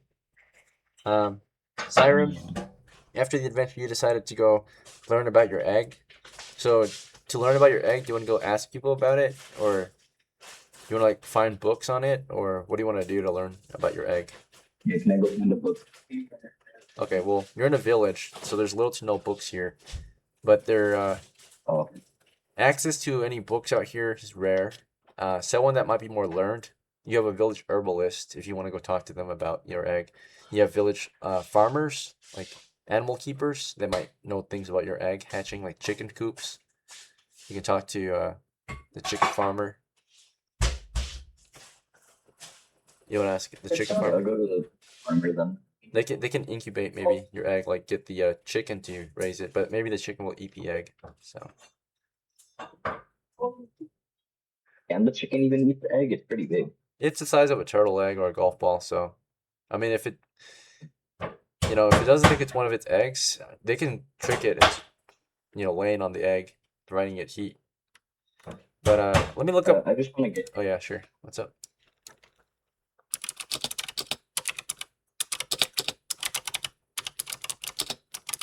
Alright, so when it comes to hatching a centipede egg, it just has to be in the right climate to hatch, I think. It has to be incubated. So, optimal environment, temperature, maintain a warm environment around 72 degrees Fahrenheit, 22 Celsius. It takes about 2 to 4 weeks for them to hatch at this temperature. Cooler conditions extend this period. And then humidity. Moisture is crucial for the egg development. So, substrate. So, yeah, I suppose it's spring right now, it's May. The chickens, they can definitely keep it warm, right? Moisture-wise, I guess if you're willing to pay the farmer, they can kind of wet the chicken coop a little bit for that particular egg to keep it a little more moist. Does that make sense? Yeah. You can also hatch it on your own. You don't have to use a chicken. I'll give you the egg to them. Okay. Well, you have to pay for the services, though. Are you willing to pay for the service? Like, you'll pay that. They're asking for 1 copper for a day of service to your egg. They'll look over it. By the way, it takes 4 to 12 weeks to hatch, though. So, or I meant 2 to 4 weeks. I mean, 2 to 4 weeks to hatch. So you have to pay like a lot of money, right, per day. Okay, minimum of 48 copper. Or maximum. So I think on average it's 3 weeks, which is 21 days. So if you pay them 21 coppers, they'll take care of it completely till it hatches. Otherwise, you have to build your own habitat for it to hatch, right? So you have to like dig a hole in the ground or something, build an enclosure so other animals can't eat it. Because you don't have a house yet, you just have a camp, right? You're homeless currently. So. And how much would that cost? To buy a house or to build an enclosure. To build the enclosure. So it doesn't cost much. Depends on what you use to build it. So if you dig up the best you can do is like build an actual like centipede nest, like how they would hatch in real life, right? So you can like dig up a hole, put some like moss in there, like kind of build a natural habitat for it. Like put a rock over the hole to keep it like sheltered, but like keep it near a fire to the heat point of 72 degrees Fahrenheit roughly. So roughly, not. At the very least, it'll be warm throughout the night because it gets colder at night. So the enclosure has to be somewhat closer to the fire, but not to the point where it's going to cook, right? And then, of course, like if it's too cold, you can always put like a hot coal in there or hot charcoal, piece of flaming wood nearby, or a hot stone to warm up the egg if you think it's too cold. But yeah, the main thing you're watching for is protecting it, making sure other bugs don't eat it or animals don't come by and eat it, I guess, right? And that's the job of mother centipede, to protect it from predators. So, like yourself, you technically stole the egg, right? So, yeah, you will look after it. When you're gone, though, who's going to take care of your egg? Who's going to watch over it? That's the main issue. Are you just going to leave it to luck? Or for now, I'll leave it with the chicken guy. Okay. Yeah. Eventually, I mean, if there are other player characters who don't adventure, you can ask them to watch over the egg at base camp. Does it make sense? They can tell them to keep it safe, make sure a fox doesn't come by and eat it or something, right? Yeah, or a spider doesn't suck its juices out. So yeah, that will be, unless you really want to pay for it. If you pay, it's like ensured that it will be safe, right? So, do you want to pay for it? It's kind of expensive. A whole day's pay just so someone to watch your bug egg. Did I take out a loan? Can you what? Can I take out the loan? Take out a loan. You have to have credit somehow, right? you don't have credit with the farmer, so right. So You don't even have reputation. collateral. Yeah, you need collateral. You have little to no collateral to Yeah, use. I'm just gonna pay for a day and then Pay for a let day. that be that. Yeah. I mean, these guys were probably sitting there for a while, so that could also speed up the hatch rate. So, and I guess every day you have a goal, make enough copper for someone to babysit the egg until it hatches. So, gives you a kind of an extra goal, right? So, yep, you pay a copper, SYREM. So for now, you will be taking care of your egg for up to a day, up to 24 hours.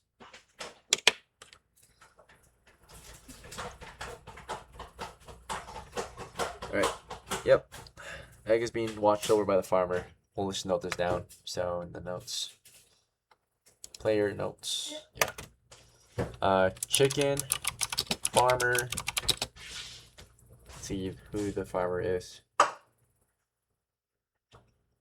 Alright, chicken farm Masaru.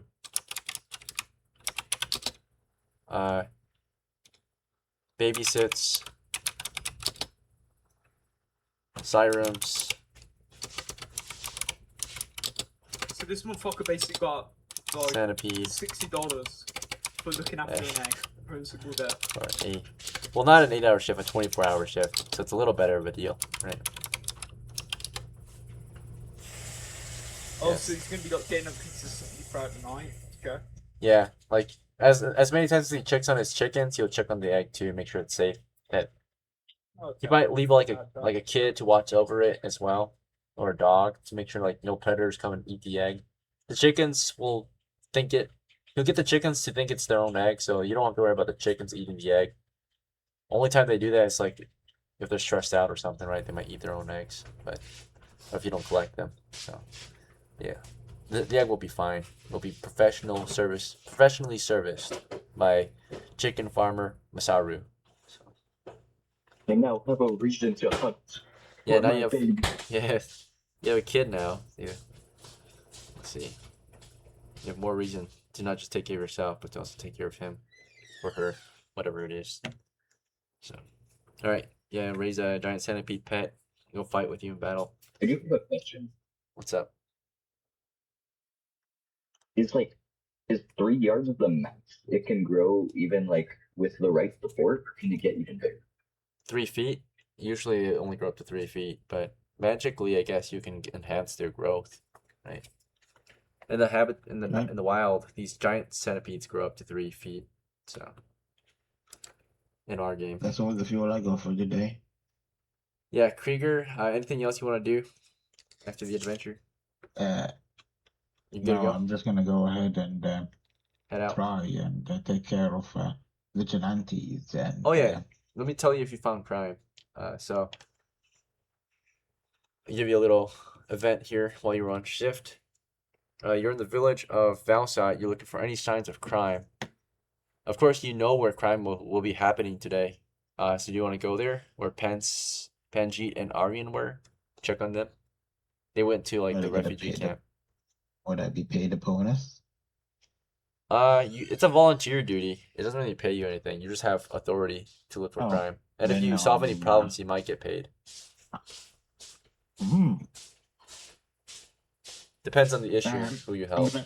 So I'm gonna be a team player. I'm not gonna go to Tully or Steven. okay. You're gonna help just other people in the village, right? Yes. Okay. So you look for any signs of crime today, and you got petty crime. Late in the shift, near the end of shift, this afternoon, around 3 p.m. or something, right? You find yourself in the streets looking for any signs of crime, and one of the village girls on their way home are harassed by a refugee from the south, right? He's not having a good day. He's kind of harassing her, saying he deserves more pay, right? It's like he yells at her and like verbally threatens her. He's like, I worked so hard all day. I lost everything. Right. Right. Pay Try me. and de-escalate Right. the situation going and You want to stop him? Show you? All right. Sorry, what do you want to do? You just question them? I just approach it, try to de-escalate the situation, try to like put my body in between them and Okay. understand the situation, asking both sides of What's what's going on? currently happening. All right, let's see the reaction of the aggressor. He is helpful. He is thankful of you. He says, "I'm sorry, sir, to get angry. I don't mean to. I'm willing to comply. Please, don't arrest me." Stressful Right? days with all So he reacts those villages. helpful. He's getting like toppling. begging you not to throw I him in jail. understand your pain. The lady is reacting neutral. She's just like standing by. So he explains his story and he says, you know, this woman here, she hired me to help her construct her or do maintenance on her yard and garden. I spent all day working hard since sunrise to this afternoon just to get a copper piece, and she said that I didn't do my work adequately and I won't get paid. And the lady's kind of just looking frustrated and annoyed. She's like, well, And look I at didn't the like the lady way and you worked ask, today. Right? Yeah. have you agreed on a price beforehand? Let's see what she says. She's like, not sure. She's like I said, I gave him a job, and I said that if he did well, he would get paid. And I don't think he did well, so I'm not paying him. And the man says, I was promised. You said, if I clean and maintain your yard and garden, you would pay me a day's pay at least, minimum wage, so I can feed myself and eventually maybe feed my family, right? So this man, he's frustrated, right? He worked 8 hours to not get paid because she thinks he was inadequate.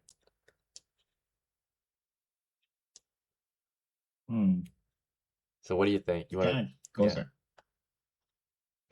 He kind of go ahead and looks at the woman and says, times are getting hard and any work is good work. Is it really that hard to not be worth a pay? She's not sure. She's like, well, he didn't do how I wanted him to do it. So, like I said, I'm not going to pay him if he didn't do it adequately.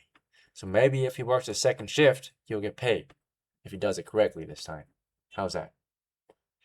And the man is tired and exhausted. He's been working all day, right? So he reacts not sure. He's like, are you serious? Like, I worked 8 hours today. Let me look at the work. Yep, you look at the work. It's not adequate to yours. Is it like not adequate actually, or okay? So fine. The problem with the work, right, is mainly that so he had to clean the yard, he had to cut the grass, he had to trim up the plants, and he had to harvest the plants, clear out any weeds and bugs, and of course he had to replant some of the plants. And the main issue she's finding is that he didn't plant the plants in the right area. He planted them in like random spots. Like you see a tomato garden. The tomato garden was lined up like really beautifully, like the way that the tomato seeds were planted, right? Originally, at least, right? But when he harvested some of the plants and replanted some seeds and everything, or like cleaned it up, it was like more so staggered. Like it wasn't like in a perfect line. So he did do the job, but it's not like to her exact view, right? Like how she wanted it to look. Does that make sense? Yeah, that makes sense. So she's very like OCD about it, and he didn't like do it perfectly, right? He still did it, but he didn't do it exactly how she wanted. So she's annoyed, right? And he's annoyed too. Fine to me. Yeah. You think it looks fine? She thinks it looks hideous, and she thinks that she's gonna have to hire someone to redo it all, right? Someone who can do a professional job. And the guy thinks he did adequately, right? Like, and it's a pretty big garden too, so he just did it incorrect. Well, it's not. He still did it, but it's not the way she wanted, right? So, what do you think? It's a difficult situation that you have to figure out. Are the plants like fully grown, or are they still like seedlings? Seedlings. Like he harvested some of the plants. He didn't harvest. he didn't like take any plants out. He replanted, or he planted an area like an extension garden, right? In the garden that hasn't been planted yet. So he put new seeds in the ground, seeds that were taken out from like the freshly harvested tomatoes, right? So use some of those seeds and planted them back into the earth to extend the garden further, right? But it wasn't like organized in the right way, right? Like he just like What randomly I planted see them. is that we just have to move a couple of dirt and it'll be to your specifications, no? That is exactly what has to get done. It's just he doesn't want to do a second shift and not get paid, right? It's like he's gonna get paid still if he fixes his problem, like, but at the same time, he did work 8 hours today, right? Look at the man just said, you should get paid in this situation, but to be honest, man, you've done a shit job. And it's not a shit job. It looks good. It's just not, I- you know, OCD Hey, proper, yeah. right? So Let me continue. yeah, go ahead. I can help you, correct, that I have some time. But next time, keep a closer eye, you know? Okay, he's thankful. So you guys get to work and you start working the garden to correct his mistake. You like dig up the seeds and reorganize them to make it proper. The lady says that she's only willing to pay 1 copper though, right? So even if you're both working there, she's only paying 1 day's pay, right? Let's go. Yeah. So you And won't. he is, and Krieger is a volunteer, so. Yeah. So Krieger, if you help him, you're not gonna get anything out of this, just reputation. Like you're just gonna get gratefulness. That's okay. Okay. So you help as best you can, and you work hard, and he gives you of course the recognition for this day's work. But it's not gonna give you XP. You only get XP for killing monsters and treasure. So adventuring work, this is mundane task work. So you just get paid and you get thanks from him. So you now have a friend, right? You helped a worker, a refugee worker looking to fix his life, right? After he lost his house. Yeah, I'm just gonna, before I leave, just say, next time, make sure to have a closer eye and ask more questions. Better do the job right than Yeah. have trouble later. Okay. Reacts positive. He's very grateful. He will do that for certain next time, and thinks he might not even work for this girl in the future, right? Let's see. So his name is Yeah. Emmanuel. Emmanuel, refugee gardener. In case you want to see him again, he lives in this village now, right? He's a new join. Now he's trying to save up some money to build a new home for his family. He's take care of. It's just him and his daughter. Let's see. All right, yeah. Back to. I just realized we're kind of over time, but I'll dip out. Yeah. Goodbye. Have a good night. Thanks for playing. Oh, man. Yeah, we're at 3 hours. No I just problem. realized we kind of went over time. So, do you guys, yeah, for your guys' situation, just wrap it up. So I know SYREM did his thing with his bug. Aryan and PANJEET, do you guys want to finish your interaction with the? What were we even doing? You guys were. I mean, Trying we to get got him our to join you? shit. I think we're good, right? Yeah, you got the polearm. You got that. You were discussing if he wants to join you, and he said no. He invited you to join him. Nah. I mean, that's all I have to do, so. Well, you should get your cousin back as well. Okay, I mean, I'll tell him to, You look I'll at your tell cousin, Ajit to come and here. the cousin seems confused and uncertain of you, right? Does he know me, or have I seen him before? You know he's your cousin. He's your younger cousin. Well, have I, like, ever hang out with him, or? As a kid, yeah, you guys probably did. But he's like 10 and you're 14. Okay, I want to tell him to, like, come here, cousin. He refuses. What? Dude, what? He clings onto the man's leg, right? What the fuck? All right, now I'm done. That's it. I'm going. Okay. Your cousin's also dressed like a girl, by the way. Even though he's a boy. Bro, Oh my god, Jesus. what is this, bro? Like, Run to the family. All right, you want to just leave? What's the I penalty? don't give a shit. All right. Or you see his young cousin, you're like, damn, that sucks. All right. They have some association with this guy. We all seem to. Yeah, I'm gonna go warn people in the town to keep their kids away from it. Florimond. Yeah, So go warn people. no, he stays in the refugee camp and he really takes advantage of orphans, right? Or like kids that don't have good parents. No one really cares about I'm gonna those tell kids. the rich people because I want to lick their ass, so I'll just Okay. got announced in the marketplace, I guess. Go in the marketplace and tell them about this refugee you met who's like Rape taking care of children. kids. Yeah, typical refugee, right? Alright.